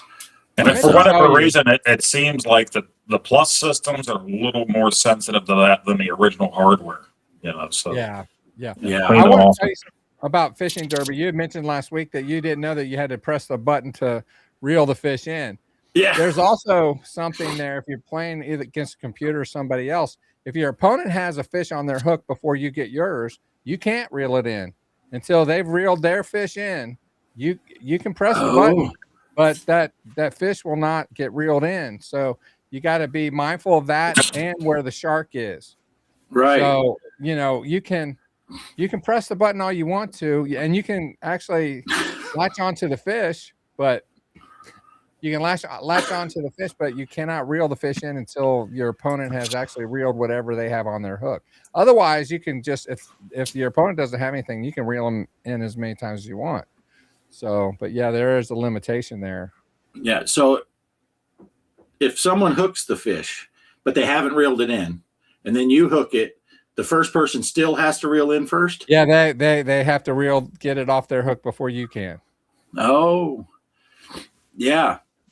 Yeah, I was being a total idiot, and I was like, well, you can pull the joystick down, and it'll make the string go down, or you can pull it up. So I get a fish on, I'm just pushing up to pull it up, and it's going up real super slow, and then the shark came over, and then Kelly's just nailing that button. I didn't know what was going on. I'm like, how are you catching these things so fast? And she beat me like 9,872 to 4. And I'm like, I don't even know what's happening. Another thing too, you like Keystone Capers. Mm-hmm. If you have did you get a 7,800 or 2,600 plus? I couldn't remember what you 78. said. Okay, you got 78. It doesn't really matter, but I will tell you this. There's a version that Opcode Games, our buddy Eduardo Mello from Opcode Games sells a game called Keystone Coppers, and it's a 7,800 game, and it's the same game, but it's different. The sprites are different. You can start at different levels. The enemies in the game are different. The elevator that you can go up and down, it has a dial on the top so you can tell if it's going up or down. You can't get that in the original 2600. So you can use that as a little strategy. Should I wait on the elevator, or is it going to take too long and just keep running? So, I think that's actually the reason why Bart wanted it for the 26. I think he watched when I played Coppers on my channel. Yeah, it's awesome. I would recommend it if you like Keystone Capers, Keystone Coppers. It was written by Lewis Hill, But and it was sold at Atari Age, but after they got all their ports out of there, Eduardo Mello and Lewis Hill they've collaborated, and you can get it from Opcode Games now, and it's Yeah, a lot of those games should be back in 2026 that were sold out, like Popeye and all those. yeah. Ballistic said he likes the 5200 version with the special stylized elevator doors. Yeah, it looked cool on the 5200. It's very similar to the 52. The Keystone Coppers does look a lot like the 5200 version. There are some similarities. The ColecoVision just has those almost pastel colors that the ColecoVision is known for. Yeah, Love it on every system. It's a fun game. Yeah, so I got those 2 games, and then Poe sent me that game, and I got the one that it came with. So I had 4. So these 12 is making my collection quite a bit bigger. And that's the thing. I ordered you that Poseidon's Gate, Rescue from Poseidon's Gate, before I saw you guys were enjoying Keystone Capers so much, or else I probably would have got you Casey's Gold, instead of Poseidon's Gate. So Yeah, 'cause that was kind of a sequel. That's considered a sequel to Keystone Capers. Right. Yeah. No, I like that one you got though. That Poseidon. That it's hard though. I suck at it, so I make it look harder. So I don't know how hard it actually is, but it's difficult when I think all the Audacity games are pretty tough. So I have Poseidon's Gate, and I got the collector's version so I could get the ROM and whatnot, so I could play it on the channel. Even though now that I have the 2600, 7800 plus, I could still play it on the channel with the cartridge in high definition. But I've not with my headaches and all the stuff I've been going through. I've not played it yet. I honestly have not played it yet. I'm behind on that. I really need to play that game. Well, yeah, I think the only reason I played it at all was because I was trying out everything with the update or with the Pac-Man 2600 plus. So I hadn't even really read anything about it. I learned more from watching Bart play it than anything so far. So I need to get on that. I'm thrilled that they did this update, because a lot of games from other devs like John Champeau, shameless plug, he's going to be on my podcast tomorrow night to talk about all of his games. I in a previous one, when they were talking about doing the 2600 and 7800 plus units, he was very skeptical that a lot of his games would work. He didn't think they would. And somehow through whatever magic they used with the update process and the compatibilities, they most of them work now. As a matter of fact, I think all of them work for me with the beta update. I'm not sure if they do with the official Atari release of the update, but the beta update from Atari Age, they all work for me. And so there are a couple games that don't work on the 2600 plus, but most of them do now. So it's an exciting time to be an Atari 2600 or 7800 fan. It really is. Yeah, it's interesting, and I'm looking forward to seeing that show on Tuesday night with you guys. Because and tomorrow night I'm going to be on Casey's show. I said tomorrow night. It's going to be Tuesday night, and then tomorrow night I'm going to be on Casey, the Intellivision Gamer, with Poe. I mentioned that earlier. That's going to be fun. His 100th episode. So he was kind enough to ask me. So yeah, Poe's out of here. He's had enough. He's taking off his headset and going home. You always know when my battery's about dead. Yeah. Let's see. Megan has an actual question. Oh, Poe, you still liking your Atari Pac-Man Plus? Yeah, and I know mostly for a long time there, I was mostly using the 7800 plus. I don't know why, but just did. But I've updated all of them. But I have 3 of them. So I have the 2600 plus, the 7800 plus, and the Pac-Man one. So mostly right now I've been using the wood grain 2600 plus. I mean, it's all the same thing, but I had the 4-switcher, was my first Atari back in '82. So it looks like it. So I've been using it, but they're all interchangeable, right? It's just the Pac-Man does look really cool. And when you turn it on, Pac-Man and the ghosts light up and everything on it. So Yeah. still happy with the purchase. Yeah. Ballistic said the other day, it's a great time to be an Atari 2600 fan. If you haven't croaked already or aren't at home. Yeah.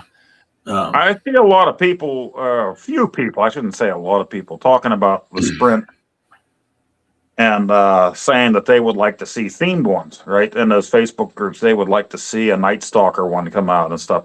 And yes, that would be really cool too.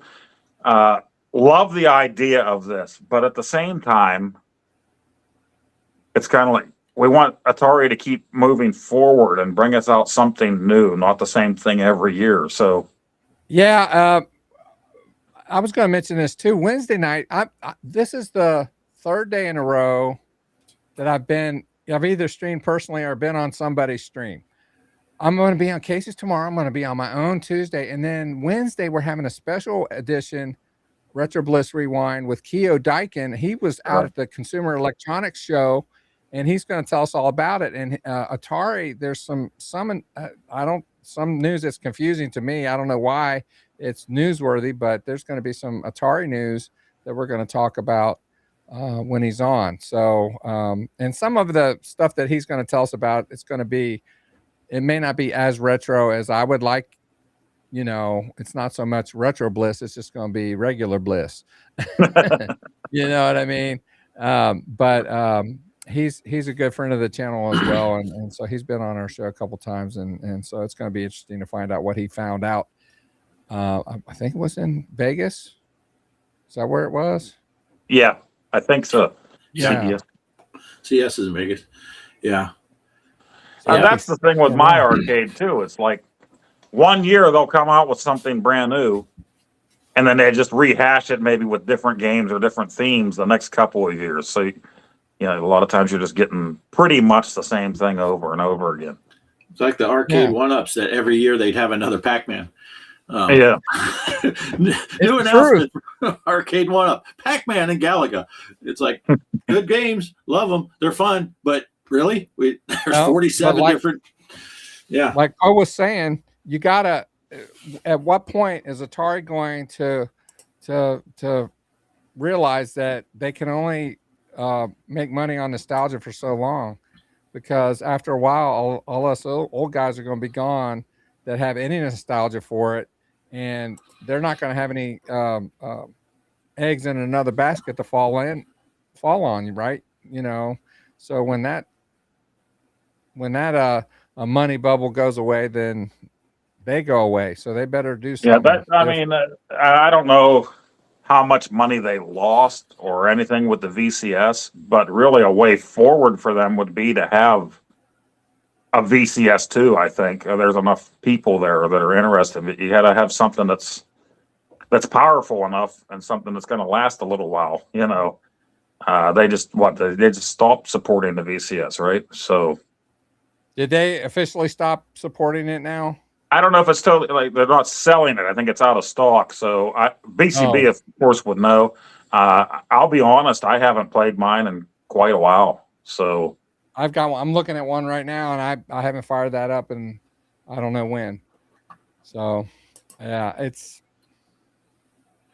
Oh, I got to put this one up because you know why, Poe? Because Megan says she has the My Arcade Mini Galaga, bought at Walgreens, loves it. The one where you can control.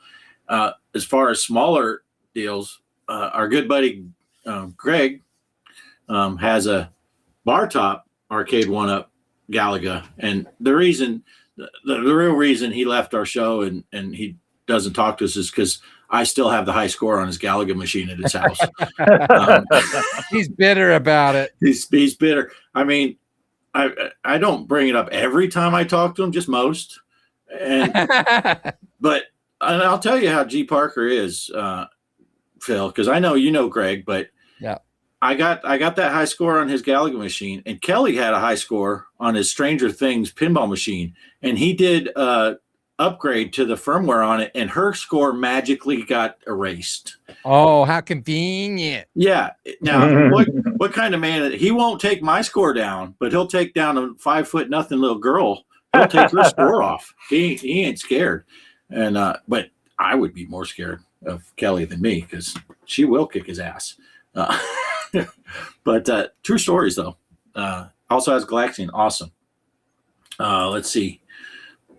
Throw some of these chats up there real quick. Future of Atari is going to be in new games for the current Plus hardware and digital games for modern consoles. They also need to create new games for the Intellivision. But here's the problem with that. I agree with crypto, but the problem is it's still the only reason that people want to play new games on old hardware is because they have nostalgia for the hardware. And like I say in my mind, when I talk about like ports for the 2600, I'm like, what would have been like if I'd have had the game back then? And so that's what fuels me buying the new stuff for the old hardware. But again, what's going to happen is people, in my opinion, when the nostalgia for that console goes away, it's like you can play Galaxian on the 2600, but if you have no interest in the 2600 and you play that version versus the arcade version, you're going to pick the arcade version every time. You're just going to, because so why would anyone want to go and play even a new don't see very many younger people. There are some, of course, collectors that are a lot younger that say, I want to take a look at the second gen and start collecting and having fun. But that's not enough to keep a business going after we're gone. I mean, what Mike's saying on the screen right now, I agree with. I think that they're going to have to, and I don't think Bubsy's is the savior for Atari. Okay, they'll just fall on Roller Coaster Tycoon Part 5 billion. Yeah, right. It's amazing that they're still around. They've changed hands so many times over the years, and it's amazing that they're still around. And there were a few years that it was really shaky whether they were going to be able to continue to even be a company. And they've made some decent moves with the acquisition of Intellivision and stuff. But again, it's all based on nostalgia. So they're gonna have to figure that out, because I don't think they're gonna survive long term with that business model. Yeah, ballistic. In about 15 years, we'll be like, Atari, what? I just need a new diaper. 15 years might be optimistic for some of us. A couple of years ago, we was hoping for VCS 2, but it's evident today that it's not happening. Not anytime soon or ever, possibly. Yeah. If anybody in a couple of years, if anybody says, "So how do you pee?" and I'm gonna go just like that, like Iron Man. Operation Shutdown said, if he sees G. Parker return to the show, he'll know he finally beat my score. And Megan says she's loving the Atari homebrew scene. Oh man, it is so vibrant right now. It is so vibrant, and right now is a good time. It's a good time to be Atari, I think, but it's not gonna last forever. Right. Megan says, what scares me the most is losing my ability to play video games. I turn 52 tomorrow. Oh, well, happy birthday tomorrow. Happy birthday. I'm 60 and I'm still doing it. So based on that theory, you at least got 8 more good years. So yeah. And I'm not far behind you, Phil. I'll be 57 in a couple months. Yeah. So I'm getting up there too. I would say that Kelly's already 57, but that wouldn't be proper and polite. I was talking to my doctor about this because, my body's starting to break down on me. Obviously, you guys know a little bit about what I've been going through, but, being retired, what a lot of guys do when they retire, they don't have anything to do after retirement, and they sit at home and they watch TV all day, and then they get brain rot, dementia and everything else, and then they move on. They lose their ability to think. They use their ability to have dexterity and things. And my doctor told me that she thought that what I was doing was amazing and awesome simply because it was keeping my mind focused and kind of keeping my reflexes decent and that kind of thing. So at least I'm doing something right. Yeah, it does help. Paul, put this one back up. I saw you were reading it, and I pulled it down because I know Poe probably have something to say about this. He ordered 2 shirts on December 17th from Atari. Still haven't received them. Customer service is prompt, but keep telling me the order will be here. They need to work on logistics on all products. Logistics are horrible. And I'll tell have you ever had any experience with Atari? Yeah, with almost absolutely everything in the early days. And my Atari jacket took like a year and a half to get to me. Now, I don't order shirts from them because Your jacket. usually they don't have things in my size. They don't realize that us old fat Atari fans can't fit their shirts. So I just bought a jersey that was in my size. Oh, You can ask Poe. I'm a big guy. I'm not as big as he is. He's a hoss, but he's more big this way. You know, I think he's about a foot taller than I am, but maybe not quite a foot taller, but he's pretty tall. But if I'm on my back, I'm about as tall as Poe. But anyway, I was able to find a jersey in my size, and so I ordered it, and I got notification that it's in the pipeline to get. I think Atari actually dropped it off. I'm supposed to get it by the end of the month or something, but nice. I don't know. Now, back in the day, I would have followed that up by saying, "Well, Poe might be a foot taller than me, but I'm a foot longer than him." But that ship has sailed. Let's see. Casey was asking if Mike is the baby out of all of us. Oh yeah, because Casey's in his Mike? 50s. Mike say like 44. Mike is. He said. I'll say he was talking about his IQ. I'm sorry. Yeah. Oh, there you go. He says 44. I should have read the chat first. Yeah. I put it up there like right as soon as you said that, Poe. But that's okay. I mean, that's all right. You're getting old. You can't see it. And That's on your phone. age and not your waist size. What's and I should know this. What is Mike Gaming Road Warrior Mike? How old is he? He's like 12 right now. Or no, he just turned 13. 13. Right. He finally made it to his teenage years. I'm pretty sure he's probably the youngest of the people we know. Megan's parents saw gaming as a way to keep healthy brain function. They never minded me playing video games. Nice. My parents never understood the concept of why anyone would want to play video games or. That's my generation. My parents clueless. Yeah, I was telling Poe and Mike the other day about how jealous I am when they talk about that they got video game stuff for Christmas and all that. I'm like, my parents didn't ever even think about buying me anything to do with video games, and that's why I had to take care of it myself. Whoops. Let's see. Ordered shirts, hats. Most of the time they make it in reasonable time, but have issue with every other order, it seems. Mm-hmm. Yeah. If you order at the same time Poe orders, yours will get rushed because they put anyone they can in front of Poe. His orders get flagged instantly. Let's see. Yeah. Combo pads. Parts. I don't even like to talk about that one. No, I talked about it before. I got the Atari combo pack from Atari, the 4 games with the Dig Dug and the Galaga and the what's the other game? Oh, Xevious. The box was damaged, but it wasn't damaged. The inner boxes were fine, but the outer boxes, the sleeve that all the boxes go in, was jacked up. I'm like, you know what? I don't want to fight it. I'm not even going to fight it. Almost every game that I got from them has had something wrong with the box. So, and the same with that collection. There was the corner was kind of dented on it. I got to say something about this one here, Mike. This is twice now. Earlier, he was correcting Phil and he had a typo. Now he can't even, he's saying his IQ is, but he put the decimal point in the wrong spot. Well, that's how much his mama weighs. And then she puts her other foot on the scale. Yeah, 15.2.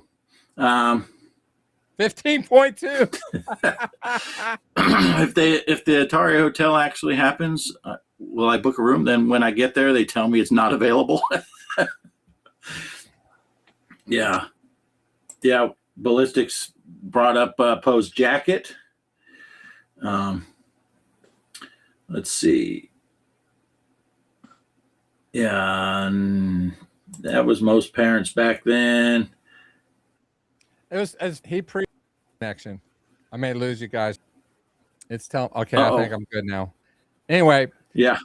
Ballistic. What happened was he ordered something from Atari. Oh, it was the VCS. I think it was. It was the VCS when he pre-ordered it, and he was one of the first. Like the first day it came out, he did the pre-order, and so people subsequently ordered it later on, and guys like me and other content creators, they were getting them, and they were posting reviews on their channel. And here Poe was, he ordered it day one, and not Poe, but Ballistic, he ordered it day one, and he was he was bitter about it. He even did a video about how bitter it was. And then all of a sudden he gets the VCS. And he's like, "Oh, this is the greatest thing!" It's because it's like a student. He's just like a kid, and I think it's awesome.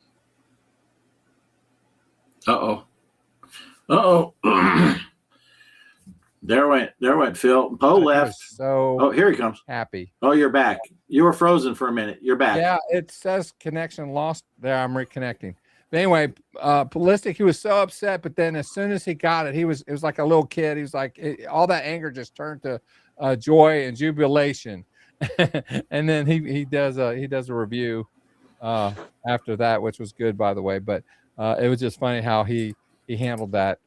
But yeah, Atari, their logistics on how they ship, and for many times, if there's something from Atari coming out, your best bet might be to order from Amazon. Now, the only problem with Amazon is that I've experienced is if you buy box games, they put them in those plastic sleeves, and they don't put them in boxes, and so a lot of times you get the games damaged that way also. So it's like a crapshoot. You don't know what's going to get it and what condition it's coming in.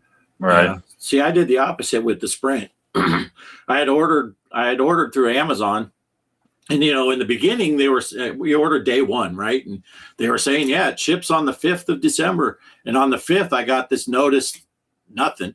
And then I ended up going on Amazon's chat function, and they were telling me I wouldn't get it till January 18th or something. So then I called, and they're like, no, it's going to be there December 20th or whatever the date was. So I immediately, Kelly was already looking it up on Atari site, and she said, I can order from Atari. I said, yeah, do it. So she ordered from Atari, and then I was playing the waiting game, and as soon as Atari shipped mine, I canceled my Amazon order. So I didn't. I ordered mine directly from Atari because it wasn't on the Amazon site yet that I could see, and I wanted to jump on that, and I think Poe and Mike and everybody was telling me just be patient, and Amazon would have it, but I wasn't. But then, even though it was uncharacteristically, but Atari got me mine before everybody from Amazon got theirs. Mm-hmm. So it was kind of interesting that just remember, whichever way I order the opposite way, and I'll let you guys know. Right? Yeah. Because Poe and I think we ordered from Amazon the same day, right, Poe? Yeah. And then when I got mad at Amazon and Kelly ordered from Atari, I ended up getting, it was almost a week, right, Poe, that I got mine before. Yeah, you got yours on a Wednesday, I think, and I got mine Monday before Christmas, something like that. Yeah, so it was quite a few days, which Poe liked it because then I had a chance to put together the 125 and all that stuff, and that worked out perfectly. Send him all the stuff he might want. But yeah, it was crazy because I went with Poe's past experience, and I know he had so much trouble with Atari, so I was like, yeah, we'll do the Amazon thing. And yeah, then they were jerking people around. And I said, well, then order it from Atari. And but I got. What's really frustrating with them is if you're checking the tracking all the time, it says, okay, the label was created and it was sent to whoever's gonna take it out. But then it sits there for a week in California and it hasn't moved anywhere. It's like, what are you waiting for? Send the damn thing. You can't watch that. It's like trying to watch your 401k. Don't sit there and try to watch it every day because you're gonna get upset. just I'm bad for that. You'll get it. It'll just take some time. I check the tracking on everything. Something like buy from eBay or Amazon or anything. I'm always on there looking to see. Yeah. And how far. my Sprint did do that though. It sat, Atari said, yeah, the label's made, it's going to the shipper. And it took a week, but then then I got the shipping notification from the post office, and they said it was going to be there on Thursday, but it actually arrived on Wednesday. So, well, I guess they shipped it UPS, or it wasn't, or FedEx. Was it FedEx? One of those. Usually FedEx, I think. Yeah, because it went to my work. Because I live in this glorious place here where our post office has no home delivery. Everything gets mailed to a post office box, and FedEx and UPS won't come out to where our house is. Actually, we're not sure about UPS because they went to our neighbor's house down the road, but I heard they charged. I know about your house and UPS because I actually went there first, and they said we can get it there, but we're going to charge you an $8 surcharge in addition to whatever our regular postage is for that area. And they said you might be better off going to the post office. And I had been going to UPS because the post office, it's a joke. I don't even want to get, because I'm retired from there and I want to use them whenever possible, but I'm getting to the point where but anyway, they said go to it was about $8 cheaper to do it to the post office than it was, because they said if we go to his house, it's going to cost you an extra $8 on top of whatever you spend for the postage. And I'm like, thanks for letting me know and being honest. And I just drove down to the post office and they were right. Yeah, it's crazy here. And when we first moved here, you'll love this story, Phil. Our post office, they knew that a lot of us people that live out in the rural areas, like I'm 12 miles out of town, 3 miles of that is dirt road. And they know how that works. UPS won't come here. FedEx won't come here. So they would let us get our packages delivered to the post office's physical address. And then they would hook us up. Well, the story goes, someone was out that lives out here in the boonies, threatened the postmaster lady because he says she lost one of his packages. So she decided, no more. Well, I'm not doing that anymore. We're not accepting packages. I'm not really supposed to be doing that in the first place. So we got no argument. And I was fine with it, except for the fact that I had a package that was on the way already the day she told me. She fucking sent it back. Knowing that you had complained. Yeah. And I went in there and she told me, and I said, I get it, but there is a package that's due to be delivered tomorrow. She rejected it. And I'm like, come on now. It was, I had ordered the thing a week and a half ago. I can't, and so I started the post office in 1988. Okay. Long time ago. And when I started, there was so much mail in the facility that they had to stage it in the aisleways, and you'd trip over it if you weren't watching where you were going. Well, back then there was no internet. Mm-hmm. People, catalogs and magazines, people were buying a lot of those and having those shipped to their house. And especially at Christmas time, I know during Christmas time, just the one department where we did mail cancellation when I was a clerk, we did 1.5 million letters in one night. Wow. And so there was just, anyway, but then internet came, people started doing online bill pay. They started looking on the internet instead of buying magazines and whatnot. And so the mail volume just went way down. So the post office, they think, okay, how we fix the revenue problem is by cutting customer service. So instead of having 3 clerks to wait on you at the window, we'll let you do 1. So then the lines start being out the door and people started looking for alternate ways to, and then we had, 1 year, my mailbox crew, we took over 500 mailboxes off the streets in Cincinnati. Blue mailboxes, 500 of them. And I had these nice elderly people come out and say, you're not taking my mailbox. It's the only way. And they'd say, well, tell the elderly that they can just put it in the regular mailbox and the carrier will pick it up. But it's not secure to do it that way. The blue mailbox is secure. It's not secure. And so I found out, you tell them, because I was very active in the union. I said, listen, call your congressman. Tell your congressman that you need your mailbox. And sure enough, every now and then they do that. And there were times I would take a mailbox off the street, and very next day I'm putting the exact same mailbox right back, because all it took was a phone call from their congressman, and then they would do it. But otherwise, they're taking, it's a service, and it's actually in the Constitution. The Postal Service is in the Constitution. It's part of the Constitution. So Benjamin Franklin started the first post office in Philadelphia, and they said he had it so efficient that you could mail a letter on day one to New York, and by day 2 it would be there. Wow. And you can't get that service now. Right. Yeah. That's crazy. So anyway, I digress. Sorry. Well, Ben Franklin just wanted to make sure he could get his sex toys on time. Right. Oh, the package has been open, and why does it smell funny? Yeah. My Ben Franklin story is when it starts off sad, but this is years ago. But when my dad died, he was born outside of Philadelphia, and he was buried outside of Philadelphia.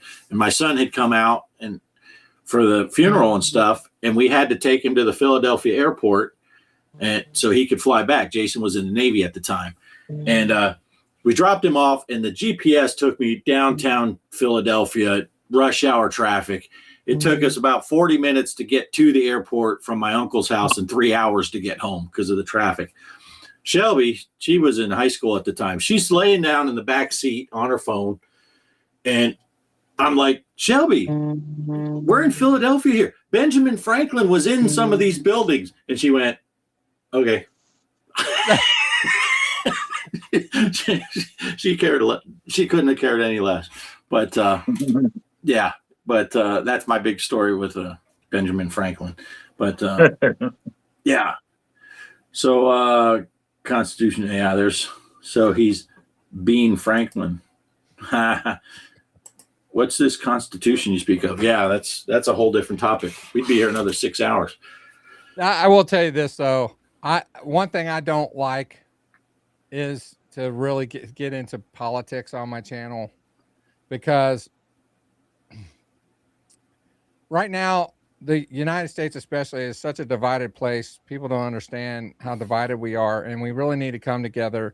And right. I have my opinions about things, but I'm not a political channel. I want to have fun and make friends and spread joy and have people laugh at me and make fun of me because I don't know how to play a game, Mike.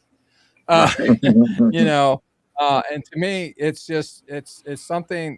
I use that as a venue and a vice to make friends and to have fun, and just even if it's just for that hour that I play, maybe someone will forget what's might be going on. Right. And, I think if I can say this as a serious note, I think we all need to just start chillaxing, start coming together, and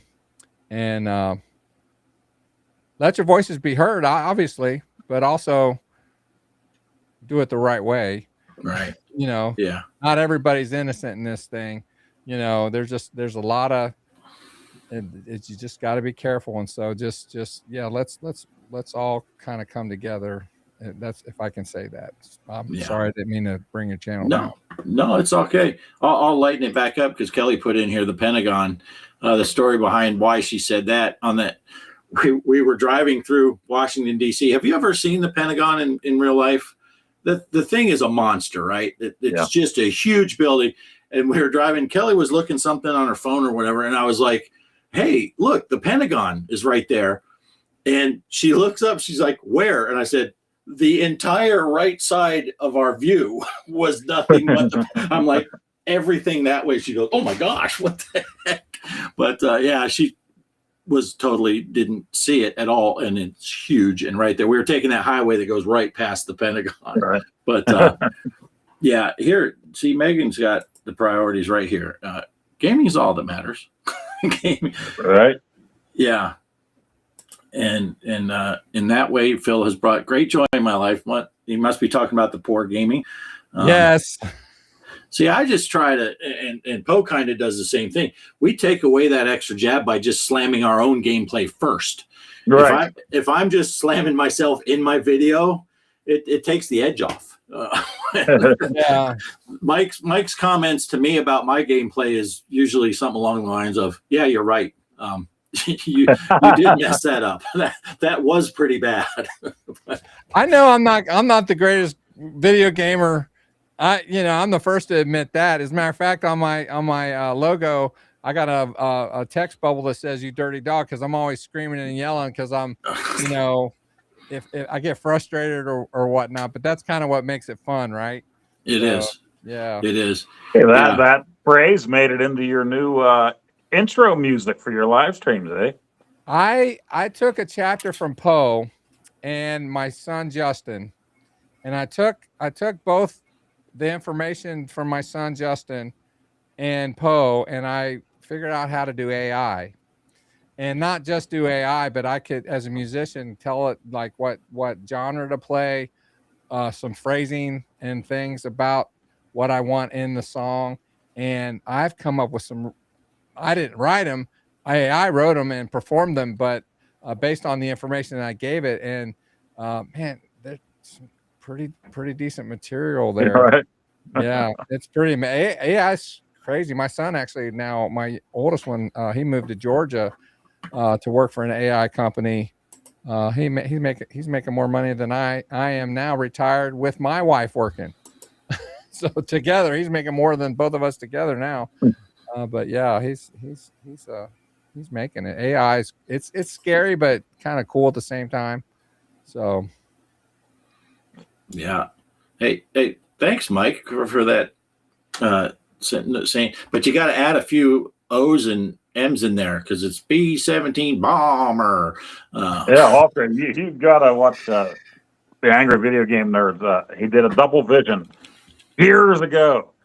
It was a two-parter. He does Intellivision and ColecoVision, and he made fun of B-17 bomber. He said it that way, and that's just been like popular ever since. Yeah, I found a guy. I was going to send you a link, Poe, and I don't know the guy's channel right now off the top of my head, but since I've been watching so much Intellivision stuff lately, this guy he calls it story mode, and like he did Advanced Dungeons and Dragons. I guess he did the Cloudy Mountain version or whatever, but he did it in a story thing. The three brothers are going on this mission, and he has a whole storyline while he's playing the game. And the first brother got killed in one of these mountains, and the final brother finally gets the pieces of the crown and all that stuff. But it's hilarious because it's like a mini movie. But the gameplay is what's going on. And he did one on B-17 bomber, and he overdubbed all the voices and stuff like that. And like when a fighter, banned at 12 o'clock, he took out all the IntelliVoice sounds and stuff like that. So it was a person saying banned at 12 o'clock. And then he had actual machine gun fire sound instead of the gameplay. But he had a whole story written for this whole thing. And, that's cool. They're doing this mission, and they end up getting shot to the point where he told everyone to bail out, but he's going to try to finish the mission. And I don't want to spoil how it ended, but I was surprised. But I watched like a 25-minute mini movie of a guy playing B-17 bomber with voiceovers and stuff. And it was really cool. But I guess it didn't really take off, though, because he made those things like a year ago, and it's kind of a shame. He's got like 15 views on them, stuff like that. They're just not a lot of people were watching them, but I thought they were awesome, and he clearly spent a lot of time doing them. Right. So, but I'll try to remember. I'll send you one of the links to one of those videos, but they're pretty cool, pretty funny, very creative. But man. So what are we at here? 2 hours and 15 minutes. Wow. Time just flies, doesn't it? Poe's almost ready. He's got to get changed for work here soon. Right. I got some changes that need done, but it ain't for work. Yeah. Sometimes our shows, Poe and I will talk about, next week we need to try to keep it to an hour. And then we remind ourselves at the second hour, okay, let's try to only go one more hour. And I actually thought today, I'm like, well, I got a 6-day work week coming up. I have to work next Saturday. I'm like, man, I do got to get my sleep. And I thought, well, at least with Bliss on, he likes to keep things to an hour. So he'll get us to things quicker than we normally do. I'm not in charge, man. I'm just going with the flow. Of course, I did rant a few times. Yeah. But No, it's all good. And I think it's been a fun show. And the chat's always fun here. So that's a good time. And yeah. And ripping off the riffing off of what the chat's saying is always fun. Poe, isn't your train about to go by? But at least no crickets this time of the year, right? Right. Yeah. But I think unless you guys had anything else major you wanted to talk about, it might be about time to wrap her up. I just want to say thanks for having me on. I've had a really good time. It's been fun.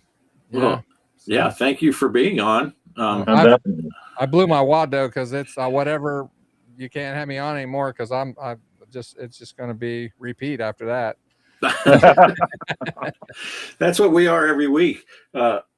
We don't know what we're going to talk about any time, but you're, as far as I'm concerned, you're welcome on anytime you want, Phil. If you have something you want to promote or anything's going on and you just want, or if you just want to hang out, that's what we're doing, is hanging out. That would be a real fun show, is to have me and Mike on with you too.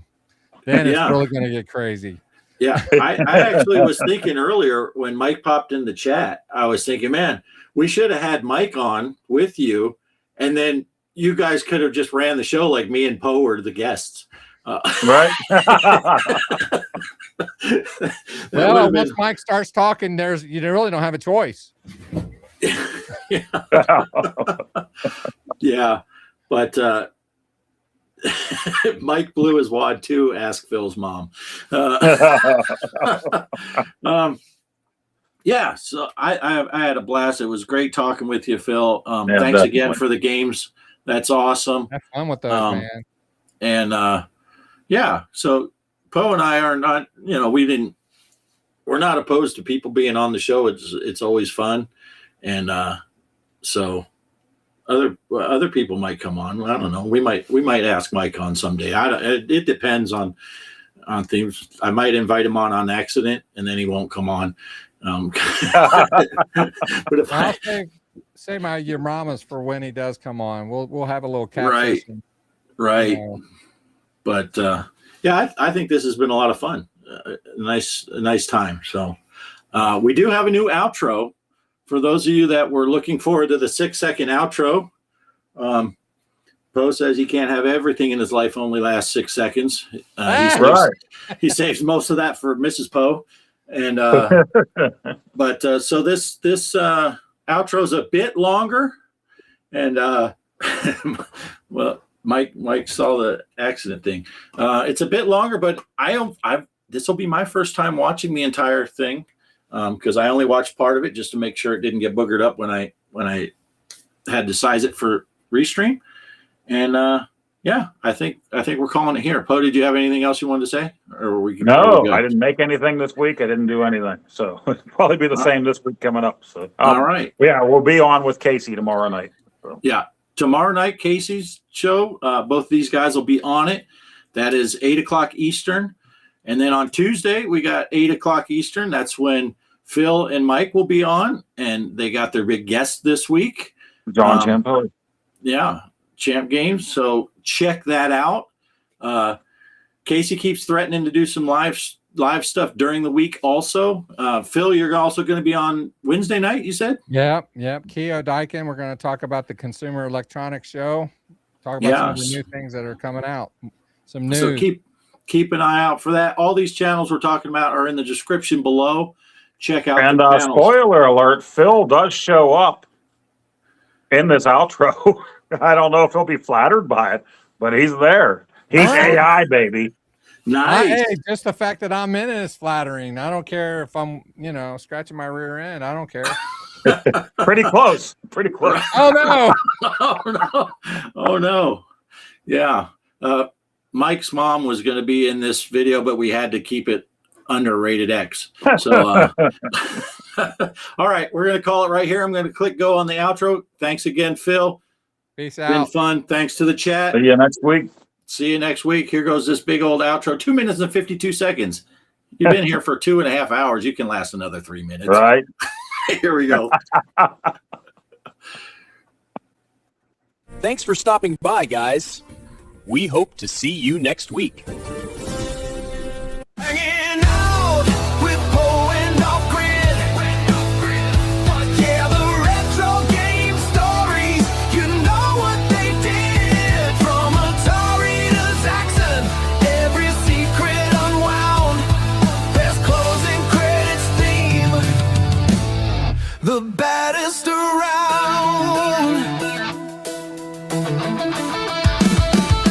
Flippers are flapping, the high scores in sight.